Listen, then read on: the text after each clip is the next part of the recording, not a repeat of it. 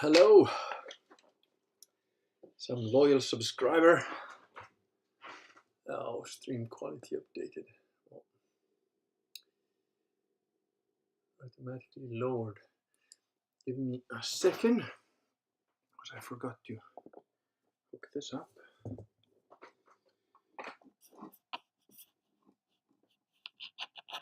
Okay. Ooh. I'm gonna pull this whole thing.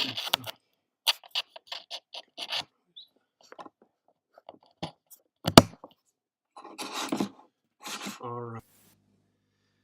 Now let me quickly go and do something for the internet while you guys talk amongst yourselves, and if you're alone, just reply to yourself.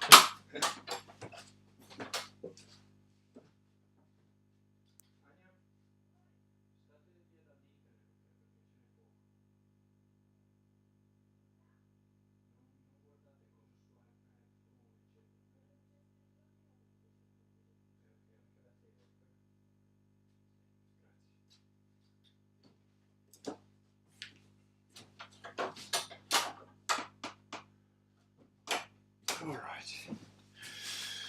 Okay. So, where are we? Oh, 2 loyal subscribers. Well, first of all, of course, happy 2023. And that's just a half a glass or so of Tavernello. And wow, a whole bunch of things happened in 2022, especially the last month. So I was gonna... Hello, Woolly Ram. Good evening to you, sir. Yeah, feel free to fire whatever questions or comments you have on things. I was gonna comment on a few things that happened towards the end of the year. Hello, Cordell. Oh, 4 or 5 of you. Happy 2023 to all of you. And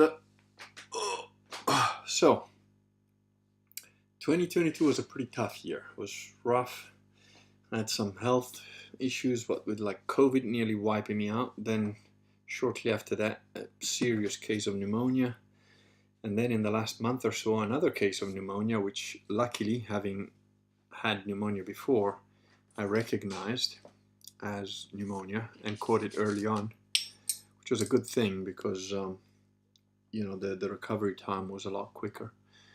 I'm still not 100%, but I've decided to start exercising again, like first thing in the morning, and we'll see how that goes. I still have tendonitis in both arms, which I don't know, I think that comes from just pulling and dragging and lifting things all the time. Started work back on the gasifier. I did quite a bit of it today. I'm going to do a little bit again tomorrow. Hopefully in the next week or so I'll finish all the basics so that I can build up this gasifier with the other parts without it like rattling off, because it's all on a little trolley sort of thing that I've built, and it's all custom built, so a bit of a pain, but there you go. Cordell says that post was hilarious. Yeah, that my last blog post on 2022. So I'll just put the link here for those of you that might not know. Although I'm sure you're all, there we go. You're all veterans now. But there you go. That's the address of the blog. The blog has done quite well, comparatively speaking. So 2020 was my best year with just under 32,000 views, and then 21 actually dropped quite a lot, down to, I don't know, 12 or something. And I don't know that I was doing anything specific in 2020 that I wasn't doing in 21. In fact, mind you, in 21 I probably blogged almost nothing because that's when I moved here and I was really busy. But I don't think I was blogging very much in 2020 either. This year I've made an effort to like do a blog post at least like maybe once a week or something like that. Sometimes a couple of days, a couple of times a week. And this year I'm going to try and make an effort to do a blog post or two every, couple of days or so. Hopefully, and we'll see how that goes. There's going to be periods where I'm just busy and I don't get to it, but I'll see how I get. And this year I got to 27,000 views, so it was a huge drop from 2020 to 21, and now I'm getting back up 22. I'm gonna see if I can double that. So 27,000 this 2022. So 2023 we're gonna aim for over 50,000. Let's say 55,000. Let's see if I can do that. Safety first. Play some truffle thieves between you and the gasifier for the first test run. Yeah, that is a concern. I have some good news on the stove though. I don't know if I told you guys, I think I did on the last stream, but basically the main stove that heats all the radiators in the house now, just with wood,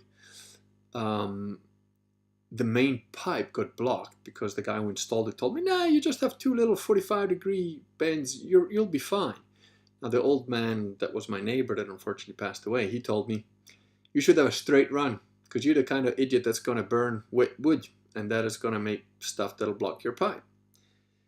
But you know, the other guy's been installing stoves for like 30 years, so I'm thinking he knows what he's talking about. Sure enough, it blocked the pipe.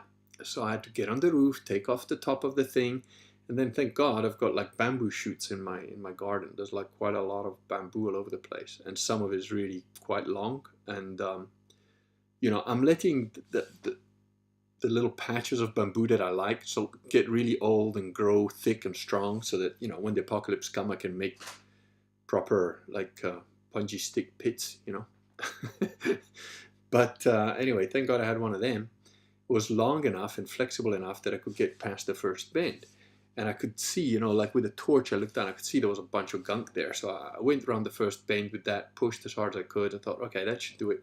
Then I dropped the steel marble down the thing. Nothing. It just went like, chunk, stopped there. So like, so I had to go inside the house, get like a long metal cable that I got here as part of the scrap, and run it up the pipe. And then, you know, the world came down, including the metal ball. So pain in the ass, that's something that's probably going to happen once every few months, I don't know. And also partly because the wood, although I bought wood because I was too ill to like cut it, or rather I was very generously gifted some wood by one of my loyal henchmen. And it's crappy wood because the cured wood that's been there drying for at least a year, that got sold out in August. You know, so people were panicking and whatever. So I got I probably had 1.5 ton of wood, but you know, half of it, a little bit of it was from my property, which was freshly cut. Although the wood itself is quite old, you know, it's dead trees and stuff, but it's been lying out there for a long time. And then the 1.2 tons that I bought was kind of wet wood. You can even see the resin still on some of the wood, so it's definitely not good stuff. But okay, we've got 10 of you here, so that's enough for you guys to throw at me what, you know, questions or commentary on the year that's just gone. Bamboo makes excellent fence pollards too. Yeah, it does, but I do need to fence the property with some proper fencing material, both for the truffles and for just generic assholes that like trespass and so on. Although trespassing is quite a serious crime in Italy, it can be, depending on what happens. So, and I'm reporting everybody that I catch, and I take pictures of them. And I've been to the cops and the forestry cops and the normal cops, and actually the normal cops called me back and they said, listen, on that, you know, you made a report like a year ago or whatever. I think we might have some guys. Come look at these pictures. So I went to look, but it wasn't any of the guys there. You know, the guys that they had are all like truffle guys that actually own the little, you've got to have like a little book here to like do truffle hunting. But they had the same kind of car and the same thing. And I was like, this guy's too old. That guy's definitely not him. This guy's definitely not him. There was like one guy that might have been if it was an older picture. And I said, look, how old are these photographs? And he said, no, they're recent. So I said, okay, well then that's not him. And he was like, are you sure? I mean, couldn't it be one of these guys? He really wanted to catch somebody. I was like, look, dude, I'd be all for it. If it was them, I wouldn't hesitate. And if I see them around, I will recognize them because I'm good with faces, but these guys are not it.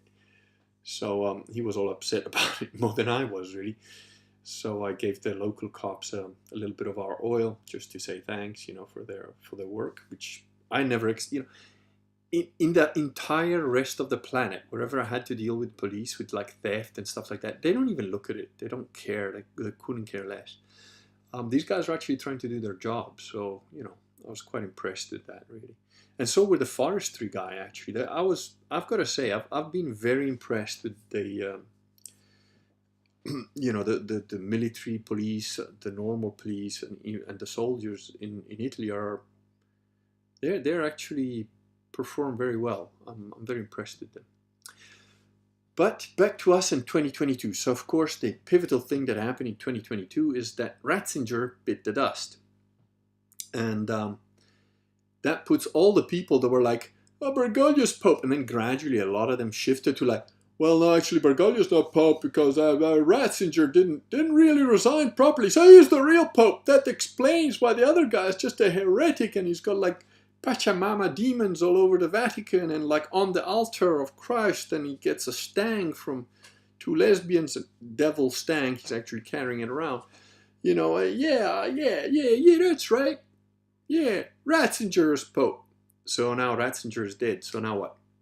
Oh, well, you're all sedevacantists. Like Anne Barnhart.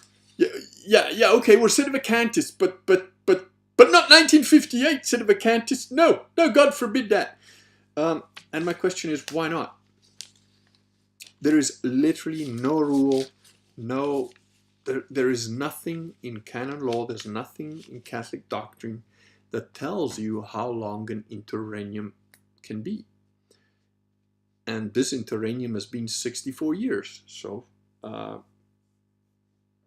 there hasn't been a valid pope since. That's just a fact. Now, you might not like that fact. You might not want that to be true. But it is. It is a fact. Can the church exist without a pope? Yes, it does. And it always has. And it always does. Whenever a pope dies, there's a period where you have no pope. And nothing happens, things just carry on.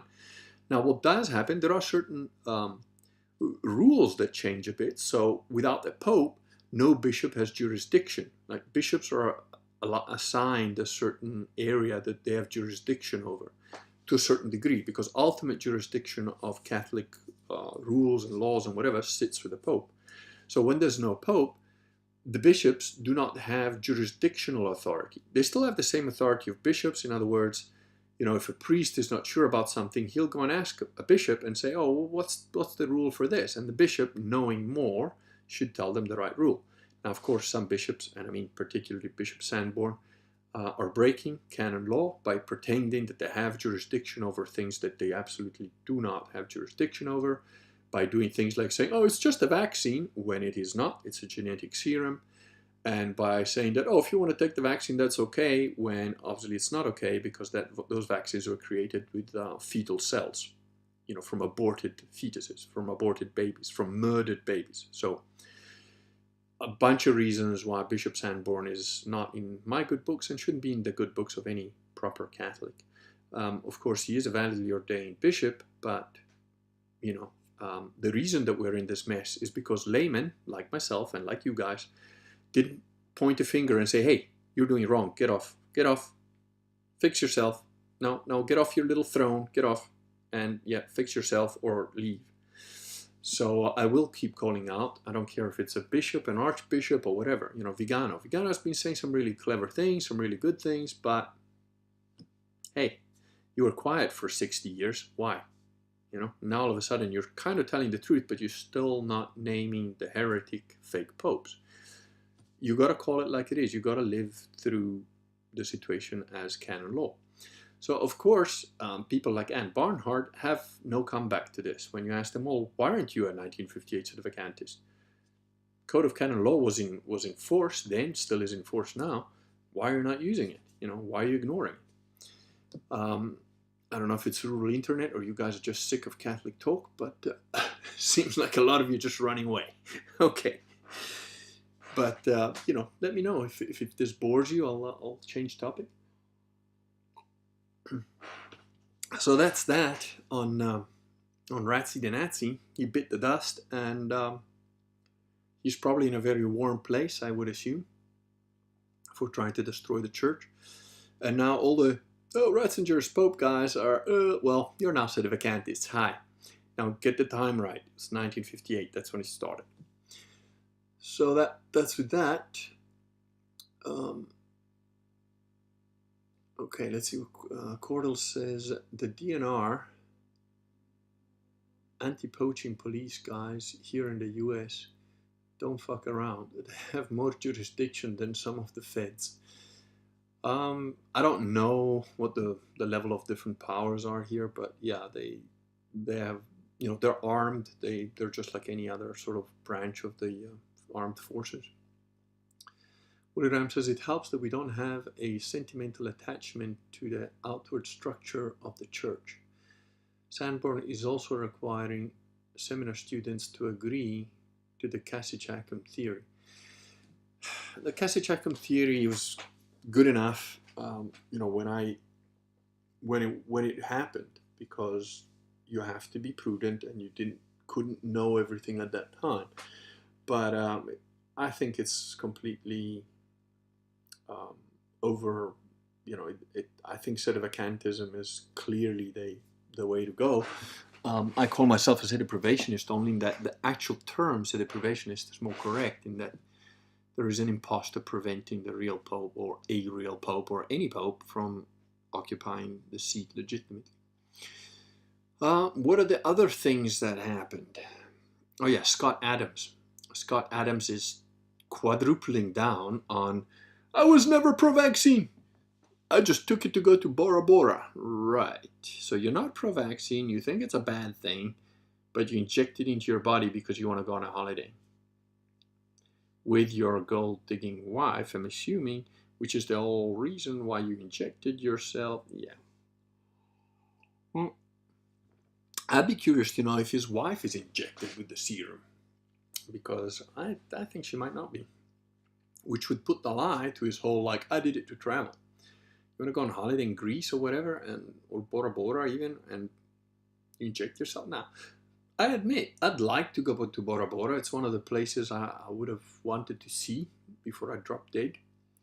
I don't know if I'll ever get to see it or not. There's a whole, you know, I've visited most of the planet, but the whole Pacific Ocean, little islands, you know, Kiribati Islands, that sort of thing, I haven't seen. And I would like to. I think it would be cool, but not in current conditions, you know, and like, you know, if you could go there in the way it was in the 80s, 90s, even early 2000s, cool. But the way things are now, I wouldn't do that trip. But so yeah, he's been called out on that, and they are again dropping down to 2. All right, well, whatever. I'll be talking to myself soon, but fair enough. And it's just ridiculous. I mean, he was going on at anti-vaxxers and saying, oh, you couldn't know, you just guessed it right accidentally. And, you know, yeah, it's just, I mean, it's all coming out in the news now, and in mainstream media. They're, you know, like, they're admitting there's dangers of, like, myocarditis and all sorts of stuff like that. So, yeah, I guess gamma's gonna gamma, like Vox put it. It's just sad. What else? Of course, the Andrew Tate arrest, which you know, the only reason I know about Andrew Tate is because well, not you guys, not the 2 guys that are still here, but some of the guys that listen to my stream, they sent me emails and asked me questions, sometimes even a comment on the stream or whatever, saying, oh, what do you think about Andrew Tate? And I was like, I don't know the guy, you know, I don't know anything about him. So, Wooly Ram says, there are defib first aids units being spread across the city just in case suddenly happens. Yeah. And that's happening in the UK as well, I believe now. There were some short second-long hiccups in the stream. Oh, okay, so maybe that's why that's happening. Rural internet. And it is rural internet because this thing, which is what I used to stream with, is temporarily out of action. The cable, I think, got squeezed in the window, and I think I busted. So we identified that that was the issue. I'm waiting for the new cable to put in here, and then 20 meters up the pole. So hopefully the streams will improve then, but I'll be making do with what I got so far. So yeah, the Andrew Tate arrest. So like I said, I only knew who Andrew Tate was because people kept telling me, "Oh yeah, you should. What do you think of this guy? You should like listen to him and blah blah blah."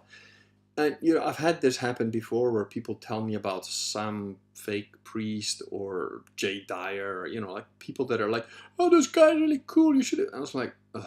Invariably when I go and look at these guys, they're just like, "Why? Why is anybody listening to you?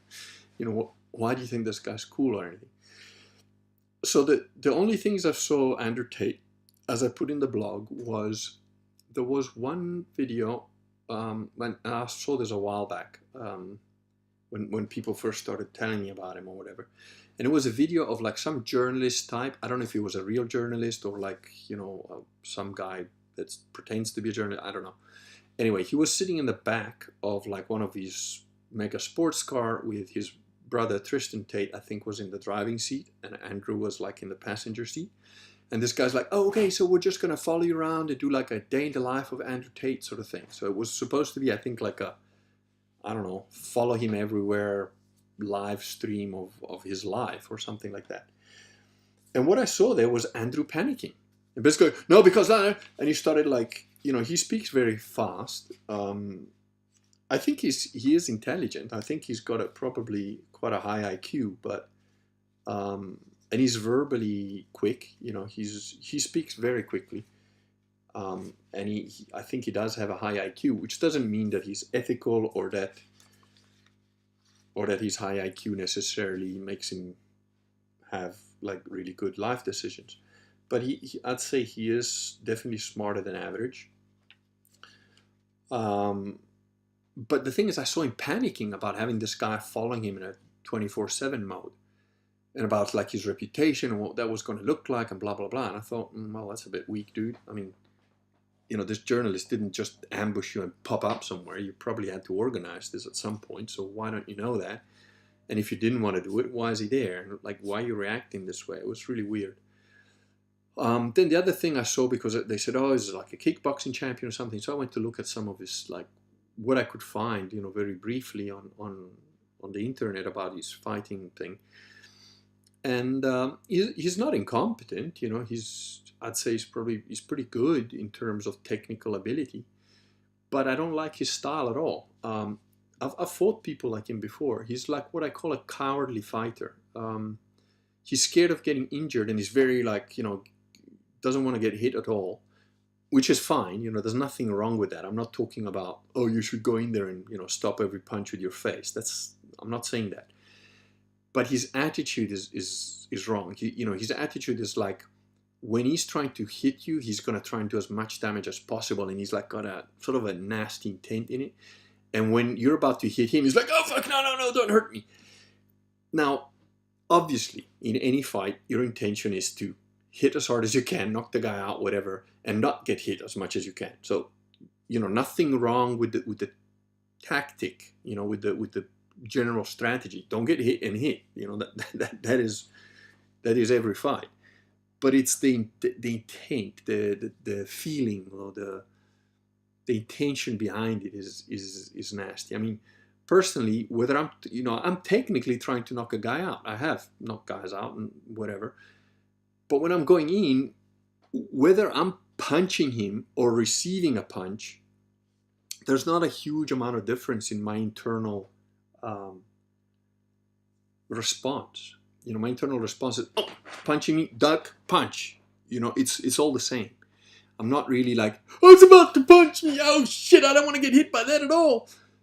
And then it's like, "Oh, I've got an opening. Oh, I'm gonna take his teeth out." It's not really like that. It's like, I'm going to try and take his head off anyway because I'm trying to win, and I'm trying to not take my head taken off because I'm trying to win. But, you know, there isn't like kind of a fear thing, which I think goes to, you know, he obviously speaks in a very arrogant manner, but again, that doesn't particularly trouble me one way or the other, because it can be a filter. You know, I can do that sometimes. I do that sometimes. I do that quite often. Some people think I'm just an arrogant prick or whatever. I don't care about, you know, the fact that he presents himself in such an arrogant fashion. That doesn't affect me one way or the other. It's just a style. It's not necessarily very charismatic or good style, but you know, it is what it is, and it's controversial, which gets him more views. So you know, it has some tactical purpose behind it, probably. He says some controversial. Oh, the other thing that I saw was maybe like 10 minutes or so of an interview that he did with what's that absolute fucking useless waste of oxygen? Is it Piers Morgan? That's it. He did like an interview with Piers Morgan, and I thought he handled himself very well. I think he handled himself better than most people in that interview. Now, I don't actually know what he does. I don't know how he earns his money or whatever. I don't know if his money is real or it's all fake. I mean, he might rent all those fucking cars that he says he owns. You know, some of those cars are worth like a couple of million or more, and he says he's got 33 of them, whatever. I don't know. There, it's difficult to know like what's really going on. Like, you know that guy Dan Bilzerian, and he was going on. He was like surrounded by whores, had like wads of money. Like he was just showing guns, money, and whores all the time. And then he was posting things when he banged some guy's wife or whatever. It's like, oh, I fucked her, you know, and like he had a video of her on the bed or whatever. And it's like, it was an internet personality. Then it turns out apparently this Dan Bilzerian guy has got a trust fund, you know. So none of the shit that he said about how he made his money and this and that was true. And he launched some, I don't know, perfumes or t-shirts or whatever the fuck it was. And it was all bombing. You know, it wasn't, nobody was buying that shit. It was losing money. But because he's got a trust fund, he was like just pretending to be this guy who made his money his own way. Now, apparently, Andrew Tate made his money from, you know, a very humble background. He supposedly grew up in the UK in an estate. Estate in the UK means like a council estate, so not a rich person's thing, but like a poor person on welfare type thing from a single mom and whatever.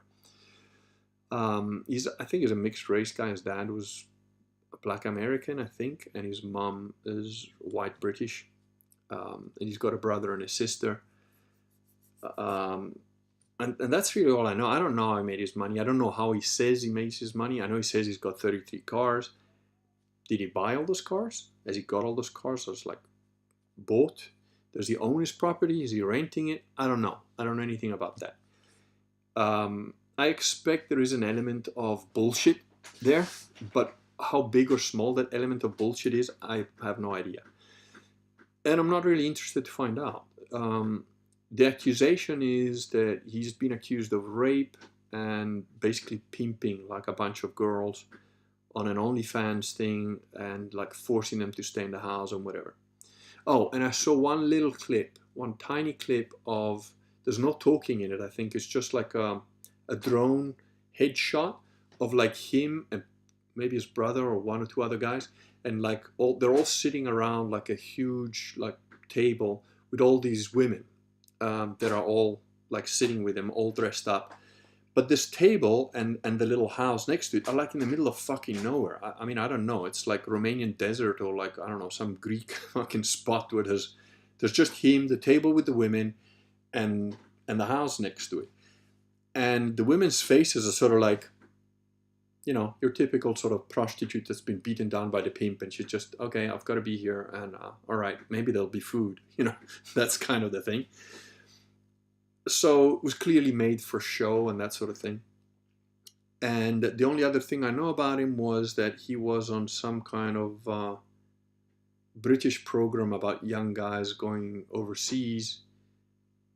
And I saw a tiny clip of that where, they had a set amount of money and he spent his money on playing video games with this other guy. And then they had to go to the girls in the group and sort of say, oh, we're going to sneak into your house, into your hotel because we can't afford to pay it anymore because we blew our money on games. And that was, I think, when he was in his early 20s or something. What else do I know about the guy? That's That's about it. Now, I don't know if he's like forcing women to do OnlyFans. I don't know if he's raped anybody or whatever. Oh yeah, and he got kicked out of Big Brother house because there's a video of him slapping some woman, and I saw the video. So he slaps her and then he hits her with a belt or whatever. And then apparently, I don't know, I haven't seen the full video if there is such a thing, where they say that that it was like role playing and that she was all into it, and she like posted a picture of like Tate property like tattooed near her pussy and whatever. And it's like, all right, so let's say it was all role play. Let's say she was like into it. The thing is, the behavior that you see, you know, that the way he slaps her and so on, it's not like a gentle S&M type thing. It's you know, it's nasty. Kind of like the same thing that I saw in his character from the fighting. I watched more clips of him like in doing mixed martial arts or whatever than I did of the other stuff. And that's where I reckon his character is from. You know, that's where I clocked his character. Because when you see a guy fighting, you can figure out a whole bunch of things about him, like right away. And I don't like him. I don't like him on the basis of that. I think that even if it was consensual, you know, you can brainwash. What do you think? You think that if a pimp that beats on his woman, like on his prostitutes, like regularly, were to do that on video, and then that she wouldn't say, "Oh, it was all consensual. I was fine with it." Of course she would. Because she's now being like broken in, you know, she's like, so yeah, I don't think he's a nice guy. I don't think he's a good person or whatever. I think he's an asshole. Apparently, there's a rumor, I don't know where I read this or somebody told me, I can't remember, that he's become Muslim and he has like maybe 4 wives and multiple kids all over the place. And apparently he's got houses in Saudi Arabia and Romania and whatever. So, you know, that's where I'm at with him. I don't rate the guy. For him to be arrested in Romania, now Romania is a pretty bent country, but for him to be arrested so publicly in Romania, I think it's going to be hard for him to just get away scot-free. And if there is anything to, like, you know, whatever, tax evasion, if he does own 33 cars and he hasn't declared all his money, if he does fucking, you know, force women to like be in the little OnlyFans thing doing porn or whatever, if he has like raped somebody and there's credible, you know, evidence, maybe it's on video or whatever, I don't know. If there is a lot of that, then I think he's going to face some jail time. I think it's going to be hard for him to get away. There may be a way for him to bribe his way out of it, but it would cost a lot of fucking money, and I don't know that he's gonna get away with it, even if he does that. So I don't know. Willie Ram says, Andrew Tate, just looking at him told me something is wrong with him, deeply wrong. Yeah, I wouldn't disagree with that. NR says, Tate is right about female nature though. Have you noticed the big push in the Manosphere for young men to go gay with trannies? No, I haven't, because I don't look at that shit. I very much doubt that Tate is right about anything about female nature. And if I remember right, you're an incel, NR, so definitely don't take your fucking cue from people like that. That guy doesn't know shit about women, other than, you know, manipulating, controlling them and whatever, like being a pimp, which is really not that difficult. You know, to be like that is relatively easy, really. The hard thing is to understand like where women are, what, you know, how they are, why they are that way, and deal with that in a positive way, which, by the way, leads back to Catholicism. If you actually look at how Catholicism treats women, and I mean real Catholicism, not the cucked, you know, satanic Bergoglio version, the woman is respected and in her sphere of what she's supposed to do. Just like, you know, she's got a job to do as a woman and you've got a job to do as a man. And it's very clear, you know, the roles are very clear. And in that role, she is, you know, respected and venerated in like, oh, she's a good mom, she's a good wife, she's doing the right things, you know, she looks after the family in the correct way. And that is how it is. Tate's pretty high IQ. Oh, Underbear says Milo. Okay, we'll come to Milo. Tate said his father was CIA. Well, maybe he was. That would explain his money, because if he's a ticket taker, that's supposed to be one of those guys. Who knows? I don't know. NR says most men are incel. No. I wouldn't say most men are incel. I think if you mean most men don't necessarily get with the woman they specifically want, okay, maybe. It's hard for me to judge that, because I've gone after every woman that I liked, and I think with one exception, when I was about 16. Yeah, that's the only one that comes to mind. With one exception of a woman when I was 16, and possibly halfway through with another one. I didn't get to be with them.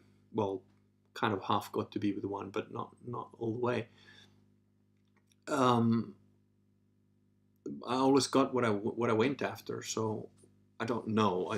I don't really measure myself against other guys in that respect. I never really did, because I realized that I'm different from everybody else just because of other people telling me stuff. Like, the guys from training were like, shit, you got a different chick every week. And my neighbors coming to me and asking me like, hey, how you change girlfriends like every couple of days. Can you like give me some pointers? Because I've been single for like a year.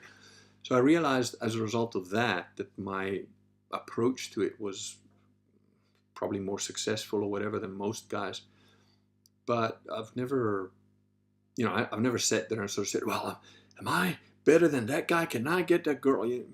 That's not how my brain works. If I see a girl I like, I'll go talk to her, and whatever. We'll see how it goes from there. So I don't agree that most men are incel, because NR says 23% of men below 35 haven't had sex in over 1 year. And then you have to factor in the number of men trapped in dead bedroom marriages. It's at least 40 to 50% of under 30s. Men forced to date obese women count. No one is forcing you to date obese women. You see, this is what I mean. This is the bullshit that's in your fucking head. It's nonsense. It's retarded. 23 of men below 35 haven't had sex in over a year. Well, there's a little thing that's happened like COVID, that maybe that had an impact. Also, most men under 35 are what I call millennials, and they are essentially possibly even more useless than boomers. They're the most inefficient, lackadaisical. Everything should just come to me. I should just walk into a room and pretty women should throw themselves at me because of me. I'm a special unicorn. No, you're an idiot. You don't know anything. You haven't spent any time working on yourself. You don't know how to do anything. You don't have any marketable, good, decent skills. You're not making a huge amount of money. You're just a fucking moron. Why the fuck should anybody look at you? And nobody's forcing you to marry fat, ugly people that you don't like. No one's putting a gun to your head and saying, do that. And if they haven't had sex in over a year, that's on them. Look, I know guys that are physically crippled, like hunchbacks with like fucking serious facial deformities. They're married. They're having sex. I know guys that are short, fat, and hairy with a small dick.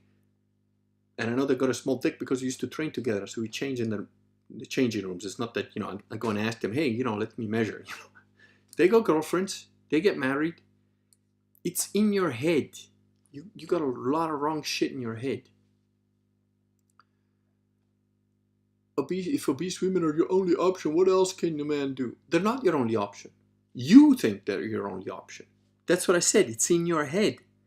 I have seen short, stumpy, rude, ugly men be with like 9s. It's your mental attitude. Now, admittedly, the guys that, those fucking orcs that were with 9s, most of them were using sort of Andrew Tate type technique, pimping technique of like, control the women's like brain so that she'd stay with them, which is fucked up. But, there are like hot women that I know one very hot girl that's with a guy who's like overweight, older than her, you know, kind of like, he does have money. And I'm not sure that she is like madly in love with him. But, you know, she knows what she's doing in the bedroom, and I'm sure he gets his, you know. So it's in your head. It's in your head. It's not like no one's limiting you. Most men aren't self-improving. No, it is in your head. You say, no, it's not. It is. It is. It's absolutely in your head. And if you're not self-improving, well, that's on you. That's you choosing to not self-improve. Nothing is stopping you. You can be poor, broke ass, and whatever. Start doing push-ups. Start getting a better job. Do shit, you know. Women choose the men. If the only women interested in you are obese or very subpar, that's your options. No, again, you're wrong. Women don't. You've learned some bullshit pickup artist lies that are just bullshit. You're wrong. I've had women that I was interested in, when I first went to talk to them, told me like, oh, fuck off. I wouldn't like be with you if you're the last man on earth. And I was like, I'm just going to bet with myself how long it's going to be before you're jumping on my dick.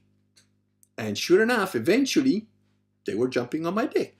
So it's got nothing to do with like women choose. I choose. I choose whether to be with a woman or not. I choose which woman I want to be with or not. I've never felt like, I don't have the choice. I couldn't possibly be with her. I've been with models. I've been with like fucking, you name it. I've been with very, very beautiful women. I've been with women that other men will stop us when I'm walking along. I've been in a situation in Turkey where I was walking along, and guys are literally stopping and goes, hey, look, I'm sorry, I don't want to be rude. Because, you know, in those countries you can get fucked up for like making a comment. It's like, but man, your wife or your girlfriend, she's beautiful, is she a model? Like, you know, like, oh, how did you manage to get it? You know, and there was one guy, I remember, like, we're walking through a mountain, and this was happening every like 20 meters, right? There was one guy like shouted like, you! He like, you know, got my attention by going, you! Pointing a finger, and I'm like, fuck, all right, I'm ready to punch you in the face, boy. You're a very lucky man. Beautiful wife, beautiful girlfriend. You're a very lucky man. And I looked him square in the eye and just said, not lucky, good. And a guy on the opposite side of the little road on another stall, he was obviously watching all this. He's a tall guy, also bald, good looking guy. And he looked at me and he goes, yes, not lucky, good, yes. He got it. He knew what I was talking about. So that's that. And no, I'm not assuming anything about you. You're telling me who you are by the crap that you're writing here. You're telling me. It's obvious who you are. It's obvious what you're doing or what you're not doing. You are the problem, not the women. Wooly Ram says, get Catholic and stop obsessing about women. Underbear says, hope the Italy government is improving with Meloni. Any expat news?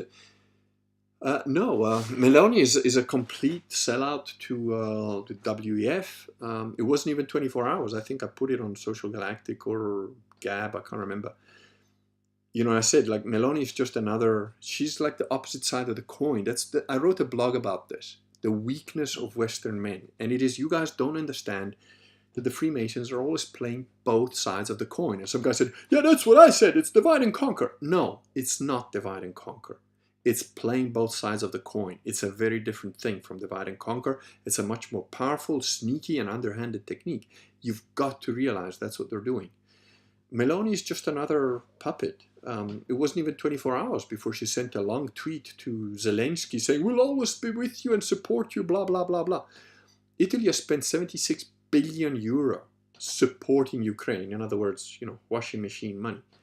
It's just, you know, she no official government person that's been in government is, you know, Trump was an outlier and he got kicked out. I mean, they pushed his shit in because, you know, he got surrounded by all the people that were trying to take him down. He didn't support the right people like Flynn. He didn't surround himself with military guys that are actually military guys, which is what I would have done. He didn't cross the Rubicon when they did the fake elections. You know, Bolsonaro didn't either, and Bolsonaro had a much stronger stance to be able to do that with. And I'm kind of hoping that in Brazil, a bunch of generals just take over and do a coup. That's would be the best thing for that country. Where are we? Backstabber says, hi guys, Happy New Year. Happy New Year to you, Backstabber. NR, you can't talk your way into a woman's pants. JFL. Who's JFL? I don't know who that is. But yeah, you're talking nonsense. It's not about talking your way into it. It's like who you are. And I'm telling you, I'm not bullshitting you. I've literally been with every woman that I went after I've been with. Like I said, with 1.5 exceptions. You know? And even that half was like, ultimately, I was, you know, then when we kissed and stuff, and then next time we met up, it was like, I don't actually know that I want to be here. And she was like, oh, and I was like, yeah, I'm just gonna keep my distance now for a minute because it was a complicated situation and whatever.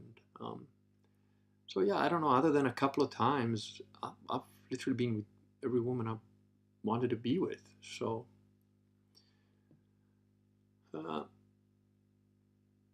Mighty Bear says, howdy, I'm thankful for your perspectives and words. God bless and keep it up. Happy New Year. Thank you, Mighty Bear. I appreciate that. And the Bear says, I thought Meloni was turning back refugee boats in Sicilia. Not really. They're just basically saying that you have to say where the boat's going and you can't stop at other ports, and only the port that says you can go there, you can go there. You know, she's putting a little bit of a front, like, oh, well, we're stopping the refugees, but nothing is really happening. You know, there you go. You're a conspiracy tard. No Freemasons, bro. 150 IQ my ass. Oh, okay. Just blame the Freemasons for all the world's problems. Well, I think you're banned now, incel. Go wank yourself to death. Bye-bye. And you'll never learn how to be with a woman. You will die alone because of your brain. And that's it. Banned. He's done. No, not Bright. Sorry, I picked on the wrong dude. The thing scrolled. There you go. Banned. And there is no coming back from my bans. They don't get undone. Stupid people, honestly. I know Muse seems to love voting for women. Terrible. MEW. What? Men. Oh, I know men seem to love voting for women. Yeah, it's, you know, who knows? I mean, like, there was a meme. There was a very funny meme, I thought, with was the French fake Macron and Mario Draghi next to each other, and the French president goes, "Oh, Mario, I'm a bit worried about the elections. There's like the looks like you know, there's quite a bit of resistance to me. I might have to, like, you know, fake them or something." And Mario Draghi's response is like, "What are elections?" These are not elected people, and in the last elections, it was just, you know, I don't know how advanced the fake voting is in Italy, but yeah. Bright says gammas will never get it. Indeed, Bright, indeed, they will never get it, and that's why they will die. But it's a good thing. It's a good thing if gammas don't get to reproduce. Don't get me wrong. We need them to, like, just phase out. Pedro says, Happy New Year to everyone. Happy New Year to you too. Banhammered and the Bear. Yeah, I mean, it's just retarded. Why should I waste my time and your time with, like, such an idiot? I've told you, you know, plus on my channel, there is, like, how to get a good wife on women. There is a couple of videos on that stuff. You know, if you wanted to actually understand or learn something, you know, it's fine not knowing something. It's fine being ignorant. Ignorance is curable. But persistent ignorant, you know, chosen ignorance, that's not acceptable to me. You know, again, Latin. Errare humanum est, perseverare diabolicum. You know, to make mistakes is human. To persevere in them is demonic. You know, there you go. Go be done somewhere else. Yep, Cordell, Woolly Ram says, we do not blame the Masons for everything, just most things. Exactly. No, but if you think that there's no Masonry involved with Meloni's government, are you fucking kidding me? You know, what a lot of people don't understand is the history of Italy. Those of you that have read Reclaiming the Catholic Church, my book on that, will have had snippets of Italian history.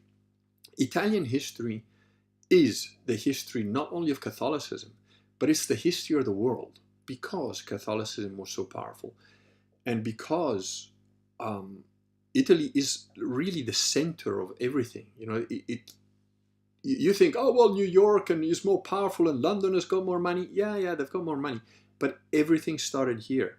So the history of everything started here.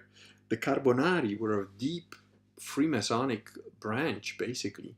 P2 is, you know, they call them, because the Freemasons have lodges, right? So P2 is the main lodge in Italy. And we know, I mean, it's known that P2 murdered that guy and hung him under the Blackfriars Bridge in London in the 80s or 90s, whenever it was.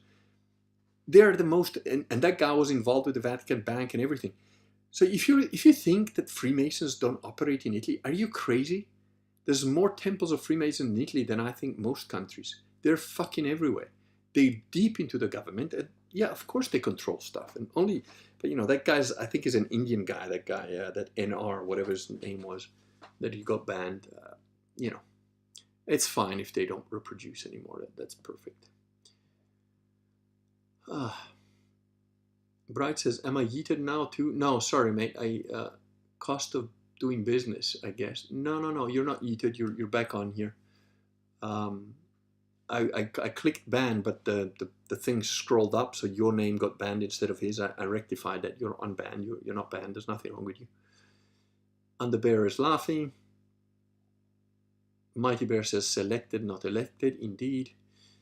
Underbear says Happy New Year, bros. Buon anno. Okay. Yeah, thanks. Bright says Meloni, where's the G? Yeah, indeed. There's even stuff going back years about Meloni, and that how she was, there was a blog post about her that got taken out, but there was still an archive of it, that she was being trained essentially by some occult type thing, and she was in this occult type sect. You know, they're all selected and trained to be there. So Wooly Ram says, I recently discovered, which should not have been a surprise, that most Israeli PMs were Masons, especially our current guy, Netanyahu. Ah, yes. Benjamino. All the people called Benjamino. Terrible people. You need to watch out for them. Thanks, Brother Curly. You're most welcome, Bright. Like I said, it was an error on my part. Underbear, heard that the Jesuits were infiltrated by crypto-Jews in Spain. Definitely a battle of good versus evil. God wins. Yeah, I didn't look into the Jesuits very well or deeply. I think the original Jesuits were probably very cool, but yeah, I'm assuming they did get infiltrated. As did, you know, most Catholic things like the Knights of Columbus, the Knights of Malta, the Opus Dei, deeply wrong there. And of course the Catholic Church itself. I mean, these are documented things. They're not even, it's not a conspiracy theory, it's documented. You know, Bella Dodd wrote a whole book about it. She was a convinced communist. She helped infiltrate the church with like 1,000 gay communist guys that, you know, were, if you're communist or gay, you shouldn't be allowed in the church. That was the original rule. And they infiltrated all these guys there. And then she repented and she admitted it. She wrote a whole book about it saying, oh, I was wrong. And, you know, this does happen. There are Freemasons that do repent. A really good book on this is called The Letta del Dragone. It's in Italian and French. I don't know if it's available in English, but it's a very good read. And again, a story of this lady who was very highly connected, including to one of the presidents of the United States that was actually assassinated. Garfield, I believe it was, if I remember right. And at the end, she converted towards the end because she got pregnant and she like wanted to save the child. And so she went into this convent and told the story to like a bishop or whatever, and the bishop wrote the book as a fiction because it was too dangerous for him to like name names, I guess. Although, you know, Garfield is named there, and I think the woman is named, I can't remember. Anyway, this was like 1800s, early 1900s, and it's a very, you know, sad story, but, you know, very, very you start to understand how these people operate. The Carbonaris, Alta Vendita dei Carbonari, they had rules. They put it down in writing, and these things got found out by people that were loyal to the papacy, and these documents are out there. You know, there's like popes since the 1800s have known about the infiltration happening, which is why Pope Pius X created started the Code of Canon Law, because he said, no, that these guys are infiltrating. We must create a document that proves the whole of Catholic dogma in one place, because they're trying to like pervert it and everything. And that's why he did it. And Pope Benedict XV, which came after him, finished it. And he wrote a letter saying, you know, our brother that's passed away, the Pope Pius X, was absolutely right. And we need, you know, thank God that he did this. And now we need to finish this. And they did. And in 1917, it was promulgated. And that took 2,000 years of history and put it all in one place. So, yeah, it's absolutely got infiltrated. But the Code of Canon Law is like the, you know, there's a Japanese samurai poem that goes like, you know, I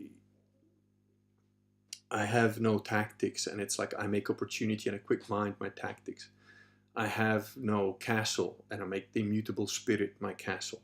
I have no sword, and from that which is above and beyond, like from my mind, I make my sword. And it goes on like this. It's a very long poem, and it's got like, I've got enough of this, and actually, no, you do. I've got no parents, but I've got, you know, this and that and the other. And you know, I think of the Code of Canon Law as the immutable spirit of the Catholic Church, because it is canon law. It's the dogmatic canon law of the Church. It is immutable. It has been throughout centuries, and it is absolutely ironclad, because over 2,000 years it got developed into the proper, correct thing. It got put all into one book. It got vetted by like 40, I don't know, some 40,000 documents got vetted to make sure that it wasn't, there was nothing contradicting itself or anything like that. And then it like sat there getting criticized for like 50 years without a single change happening to it, other than a tiny, tiny change to like part 2 of one code by Pope Pius XII himself. And it was a minor, minor change. So it stood the test of time. It stood the test of being vetted. It stood the test of being criticized better than any document on earth, literally any document on earth.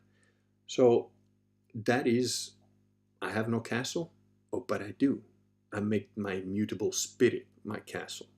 You can take me out, you can kill me, you can take over the churches, but you're never going to change my spirit. And you're never going to change the Code of Canon Law. That's it. It's there. You've got the infallible magisterium of the Church that's told you what it is. So we haven't had a pope for 60 years. So what? You know what you should do as a layman, as a priest, and as a bishop. And then maybe at some point in the future we will get a new pope. Who knows? We'll see. A valid pope, I mean, obviously, not a fake one. Hearty Hard R says, these days the esoteric forward guidance is a powerful weapon. Simply get a study published and away you go. Oh yeah, well, so-called science, the actual science that was discovered and methodology that was created by Catholic monks, by the way, is being totally corrupted as well, of course. Mighty Bear says, at what point in Italian history did Freemasons gain so much control? I'm looking to start with the subject with home study for my son. Brother, Italian history is a convoluted, you know, if you think a spaghetti junction is a mess, Italian history is almost impossible for an outsider to understand. You really should sort of probably, I don't know whether you'll get enough documentation in English to give you an accurate sense of what really happened. It happened already quite a long while ago. Look, as a starting point, Reclaiming the Catholic Church, my book, Reclaiming the Catholic Church, which you can find on my blog, there's a link right at the top of the chat, is a good starting point because it gives you some documents that are not easily known about, that I've translated myself from the original Italian. And it explains to you the infiltration of the church, you know, was already well underway in the 1800s. The Carbonari, certainly in the 1800s. You've got to keep in mind that the Illuminati came about in 1776 as a result of Adam Weishaupt. and they had a lot of Jewish influence in it. The Illuminati, the Freemasons, the Carbonari, they're all the same people. They're just, you know, their name is Legion. That's the thing.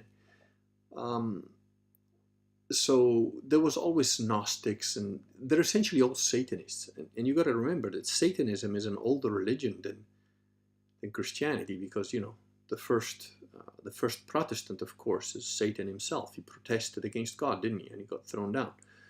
And he's been creating, you know, Gnostics, heretics, heathens, Protestants from beginning of time, really. So, you know, it's a very long and convoluted history.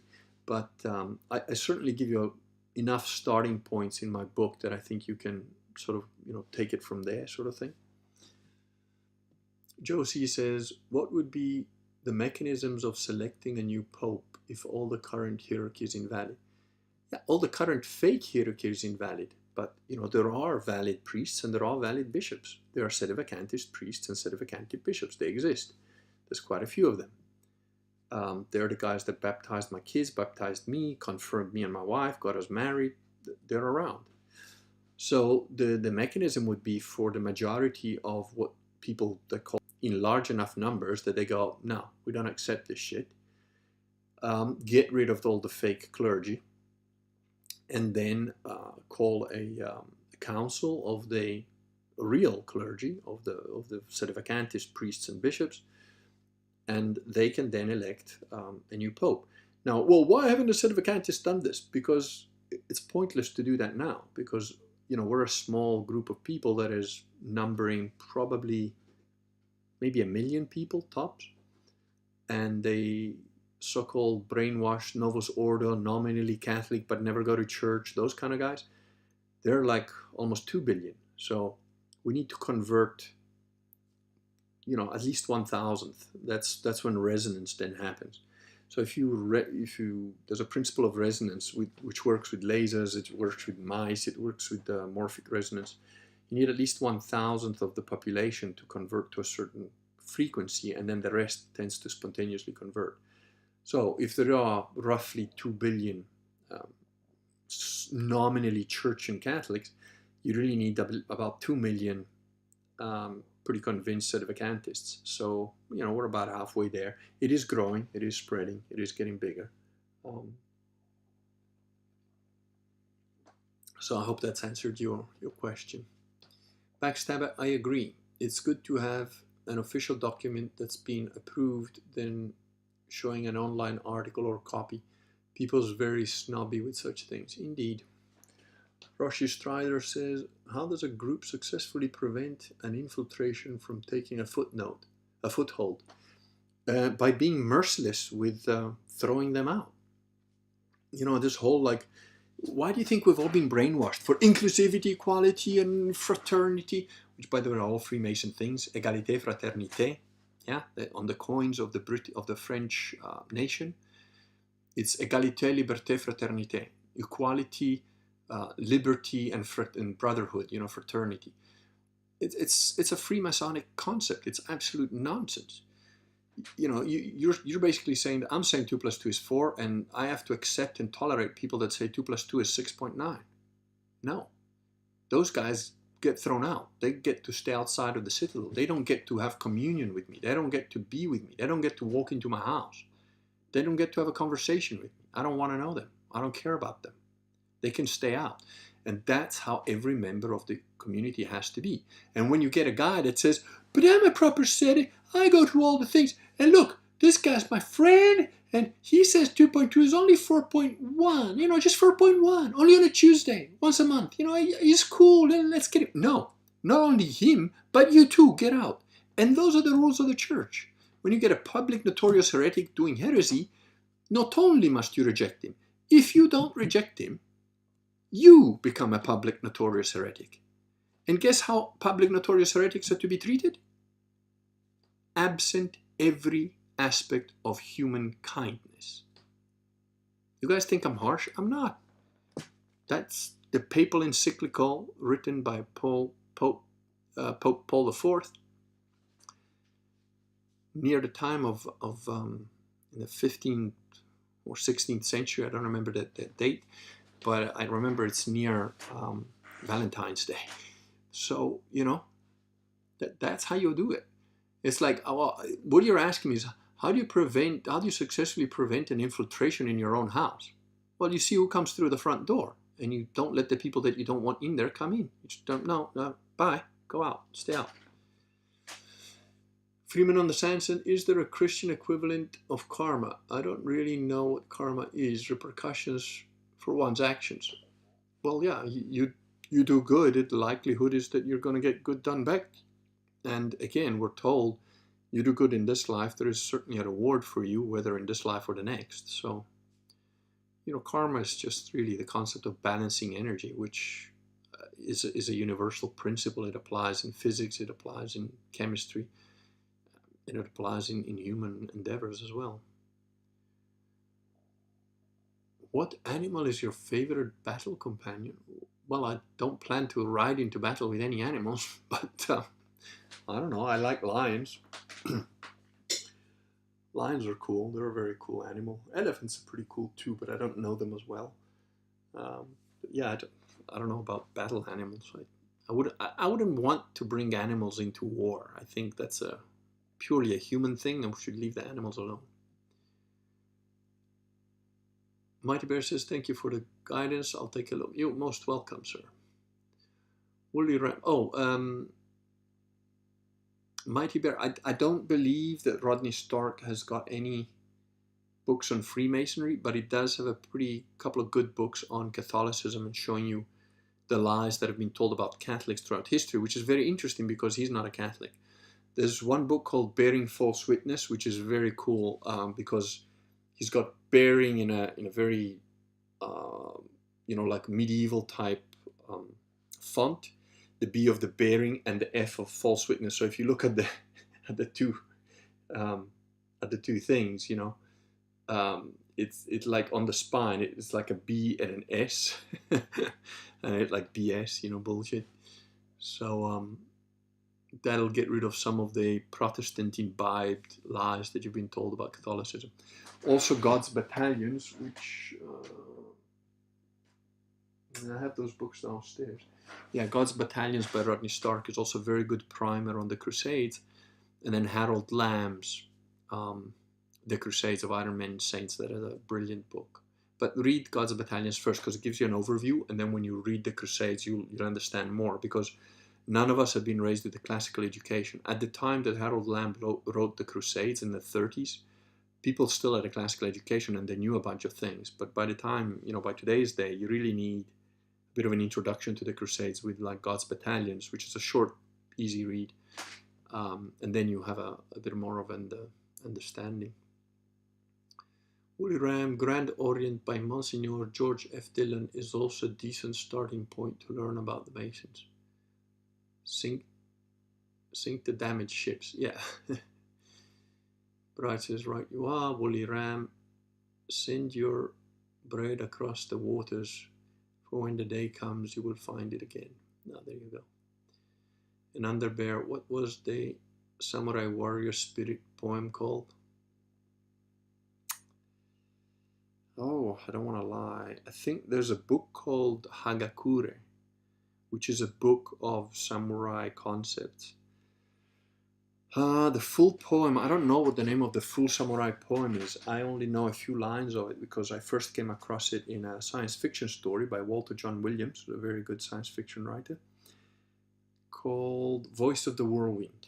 So if you want to read a really good science fiction book called Voice of the Whirlwind by Walter John Williams, and in there you'll see parts of the samurai poem, not the full thing. But in Hagakure, I think Hagakure is also a book. I don't know who the author is. It's an old book from like 13th, 14th, 15th century, something like that.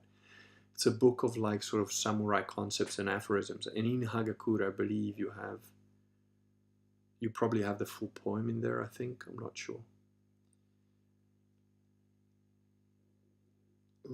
Mighty Bear says, I remember the non-Catholic author reference from your Believe book. Thank you. Oh, good. Bright says, family calls, so have a good one, brothers. Have a good year too, Bright.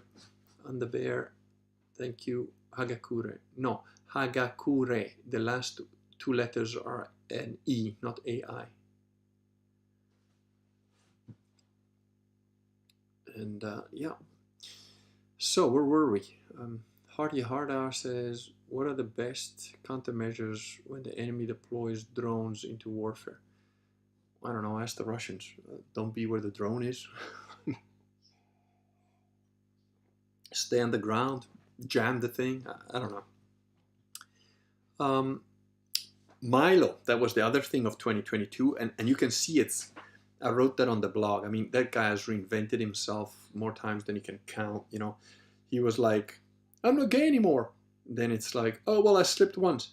And then he was like, yeah, I'm poor, I'm broke, but no, now I'm gonna make money. I'm with Church Militant. You know that other gay guy who says he's not gay, Gary, but calls himself Michael, who got funded by, you know, that Mark guy who's like Opus Dei and totally fake church, and he's got a bunch of money, gave $250,000 to like this Michael's church thing or whatever, because he wanted to call it Michael. Because of, you know, Michael the Archangel, but his real name is Gary. So Michael Voris, or Michel Voris as I call him, his real name is actually Gary. I call him Gary. He's also gay, came out as gay, and then was like, but I've repented now, I'm no longer gay, that's why I run this like church thing. What? And yeah, now Milo's in it, and I'm doing talks, and oh, Church Militant is great. Oh, well, okay, now I'm reduced to selling like figurines at like 3 a.m. on infomercials, figurines, plastic figurines of the Virgin Mary, and like yeah, here's a cross and like a crucifix, also plastic, but really good quality plastic, you know, at 3 a.m. And then he put a Burger King crown on top of the cross, along with his very gay masks, and like leopard print masks, and a rainbow bead rosaries on the cross, like totally, you know, absolutely blasphemous. And that's what he does on his channel. And then he's like, oh, well, but now I'm going to be an unpaid intern for MTG, you know, Marjorie Taylor Greene, that like butch looking woman that I reckon she likes girls, but that's just my opinion. I don't know. Supposedly she's married, but I don't know too. Anyway, and then he shuts down his chat, of course, after we pointed out that he's a Freemason a few times, you know. A bunch of like my loyal henchmen also, like we did it in like series, so it was like, oh well, can you explain this Freemasonic thing? And it's just like you get banned immediately, and they delete your thing straight away, like less than a minute you get banned, and your thing gets deleted. But like when you got 20 of them happening one after the other, it's like, you know, people see it. So he was hemorrhaging like people on his Telegram chat, and then it's like, oh no, well now I'm going to be the campaign manager for Kanye West, that's right, for his 2024 run for presidency, which is absurd and ridiculous. And I'm going to do it with this other gay guy who's like a little Mexican dude who pretends to be like America First or whatever. But like, yeah, he's definitely gay because, you know, he hangs out with like this cat boy who's like a transvestite guy who, I don't know what he does, but whatever he did, he went on a 10-hour date with him. And then apparently he watches, you know, that kind of porn. Which got caught on one of his live streams. He had Windows open or something. So, and then he hangs out, you know, Milo also hangs out with Beardley, some guy, or something Beardley. Anyway, like some dwarf guy, he's basically a dwarf, who like dresses up like a woman and made sexual overtures of a very heavy nature to like underage kids, you know, like basically a pedophile. Still hasn't told us who the pedophiles were, good old Milo. And then he's like, oh, Kanye's campaign manager, then he gets fired from that.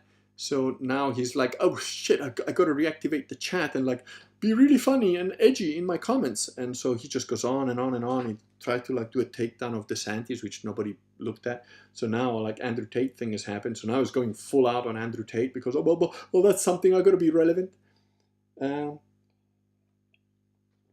Getting fatter by the day. And he actually posted his weight. Milo's the same height as I am. He's like 6'2". But he is about, let me see, in pounds. I think he posted his was like 217 pounds divided by 2.2. Yeah, so he's basically like 100, just under 100 kilos. So he's got an extra 10, 15 pounds on me, so he's getting fatter. And, you know, he doesn't have my same musculature either, because, you know, muscle is heavier than fat. So you can say, oh, it's only like 10 or 12 or 15 pounds or whatever. Yeah, but it's where is that, you know, he sort of has a little bit of a pear shape and fat fingers and so on. And you can tell Milo is just becoming, slowly but surely, he's just going to become an irrelevant, fat, middle-aged, very bitter gay man. And that's where he's settling at, and that's where it's going to be.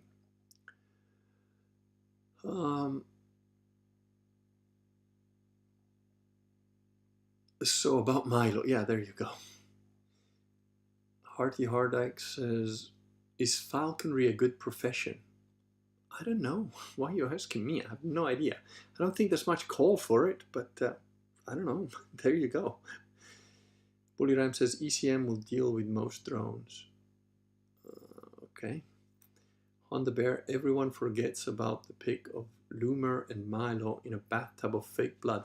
Oh, I don't forget about that. I've posted that on my blog quite regularly, and Gab and so on. And you got, oh yeah, that's the other thing. Milo was like a Jew, right? Supposedly he's like Jewish, but also Catholic.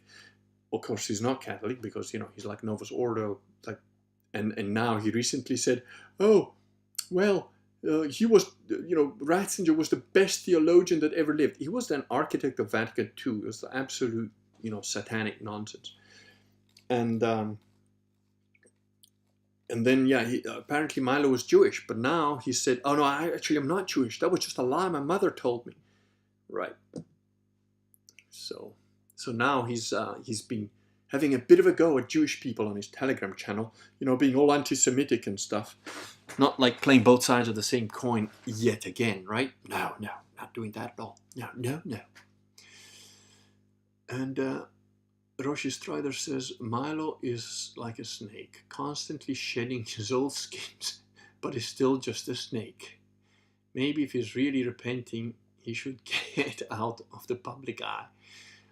Yeah, he's not going to do that. The guy's addicted to like money, drugs, and plus he's a Freemason. So when you own up to being a Freemason, some pretty bad shit happens to you. The official rule is a Freemason that betrays Freemasonry is to be gutted, literally have his guts pulled out of him while he's still alive, and I think his head cut off. Can't remember exactly but the guts come out before he's dead. So yeah. Instinctive Archer says, if you can make a good living with falconry, then that's very good or amazing. Yeah, I doubt there's much call for it. I don't know, but maybe you live in Kazakhstan or something and it's good. Woolly Ram says, there is poetic justice in a drama queen slowly fading into obscurity, ego death by 1,000 cuts. Indeed. And you'll notice that he was down to, I think, 26,000. I don't know. It's on my blog because I track it just because, you see, like about, I don't know, 3, maybe even 4 years before Milo had his crash, his first crash, where he like went on Joe Rogan and basically admitted that he's kind of like okay with pedophiles. Before that happened, I was in a group of like people that has since been destroyed because it was on Facebook and it got just totally wiped. No reason, nothing given. It just got taken out. But that in that group, I'd said, look, Milo's going to crash and burn, and these guys were like, because they read Vox Day's blog, and they were all like, oh, well, why is Vox like friends with Milo and whatever. Well, like, look, I don't know, whatever. I've got like friends from all sorts of walks of life, but the thing is, Milo's going to crash and burn. It's inevitable. You can just see the arc of his life. The same with the Andrew Tate guy. He's going to crash and burn. A guy that's behaving like that, he's going to crash and burn. There's no two ways around it. They're going to crash and burn. It's just a matter of time. It's not an if, it's a when. And I mentioned this, and like then everybody conveniently forgot when it happened. I was like, told you. And they were like, oh, you didn't. I was like, no, what the fuck are you talking about? I was very specific about it. So now, and then I found out Milo's a Freemason, which, I was like, I used to kind of like Milo. I was like, he's quick-witted. He's got like a couple of, he was quick-witted. He's no longer quick-witted at all. But he had a couple of, he's well-read, he's well-educated. He has potential, sort of. And when I met him, he was quite funny and whatever. And So I kind of liked him. And then I found out, oh, wait, now he's doing this fake Catholic thing and he's a Freemason. Oh, okay, now everything makes sense. Everything clicks. And so as a result of that, I'm going to keep going after him until he's like down and out, because he's a Freemason. They're our enemies. They're literally our enemies. They're the enemies of the church. So I was tracking his how many followers he had on Telegram, and it was like over 30,000 when I first started looking at his stuff. And then I posted my blog post stuff, and he had a couple of scary emails that actually scared him. He admitted this on his channel. I was like, oh fuck. And his readership went from over 30,000, whatever it was. It was over 30, but I don't remember what it was, 31, 2, 3, something like that, down to 26 something. And it was just continually dropping. There was just no stopping. It was hemorrhaging like 50, 60 followers a day. Then he had the whole, then he killed his chat for a while. So that was like hemorrhaging a bit more. And then he was basically silent for a whole time while he was like, supposedly while he was, working for Marjorie Taylor Greene. And then he like stopped that. And then with the yay thing, he picked up again. And so he got a boost and like back up to 28,000 something. And now it's, let me just check. I'll tell you what it is right now. It was, he's again, he had a little peak with like, I don't know, the DeSantis thing, I think. And then he had another little peak with the Kanye West thing. And now it's, let's see, where are we? People sending me messages while I'm trying to read here. Wait, I can't see this properly. That is 20. Oh, what is that? That's so small, I can't see it. 28. Oh, it's still at 28.2, but it was 28.4 something. Yeah, 28.2. Sorry, I had to zoom that in. 28.2 something. So he's lost a couple of hundred people in the last couple of days. And it's going to go back down. It's going to keep going down because he just isn't relevant anymore. He's still doing his like edgy jokes from 2016 or whatever. Plus he's continually being, blasphemous. So it is what it is. Hardy Hardak says, what is your impression the leadership skill sets DeSantis has exhibited so far? Seems to have some good, relaxed confidence. Apparently DeSantis was a sedevacantist, and he's there's a guy on Gab called Padraig Martin. I've actually done a blog post on this. So if you, and I've printed his, I think I've printed the whole of Padraig Martin's full comment. I asked for his permission and he said fine. So if you go on my blog, gfilotto.com, and you look for DeSantis, you'll come up. Just go on the search me. There's like a search me thing on the sidebar. Just click search me and you type in there DeSantis or Padraig Martin, and you'll find a blog post, and that'll give you my opinion basically.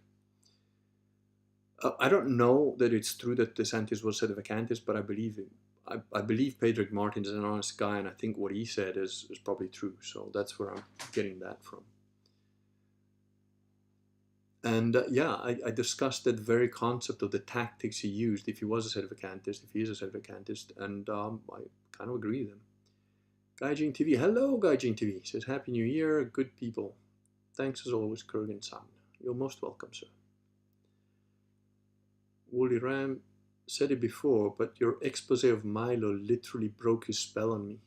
Thank you. Oh, you're welcome. We all get fooled by a lot of things.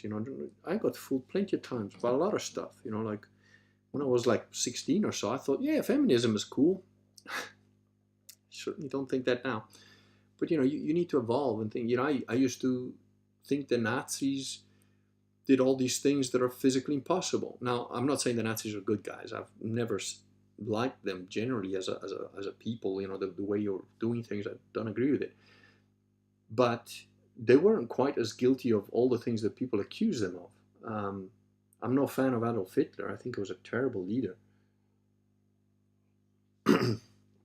But there's a lot of stuff that you got lied to about, you know, and it's not really your fault if you don't immediately see it, you know. Probably some people thought like, oh, Ben Shapiro's a cool guy, you know. Maybe some of them thought that, and he definitely isn't.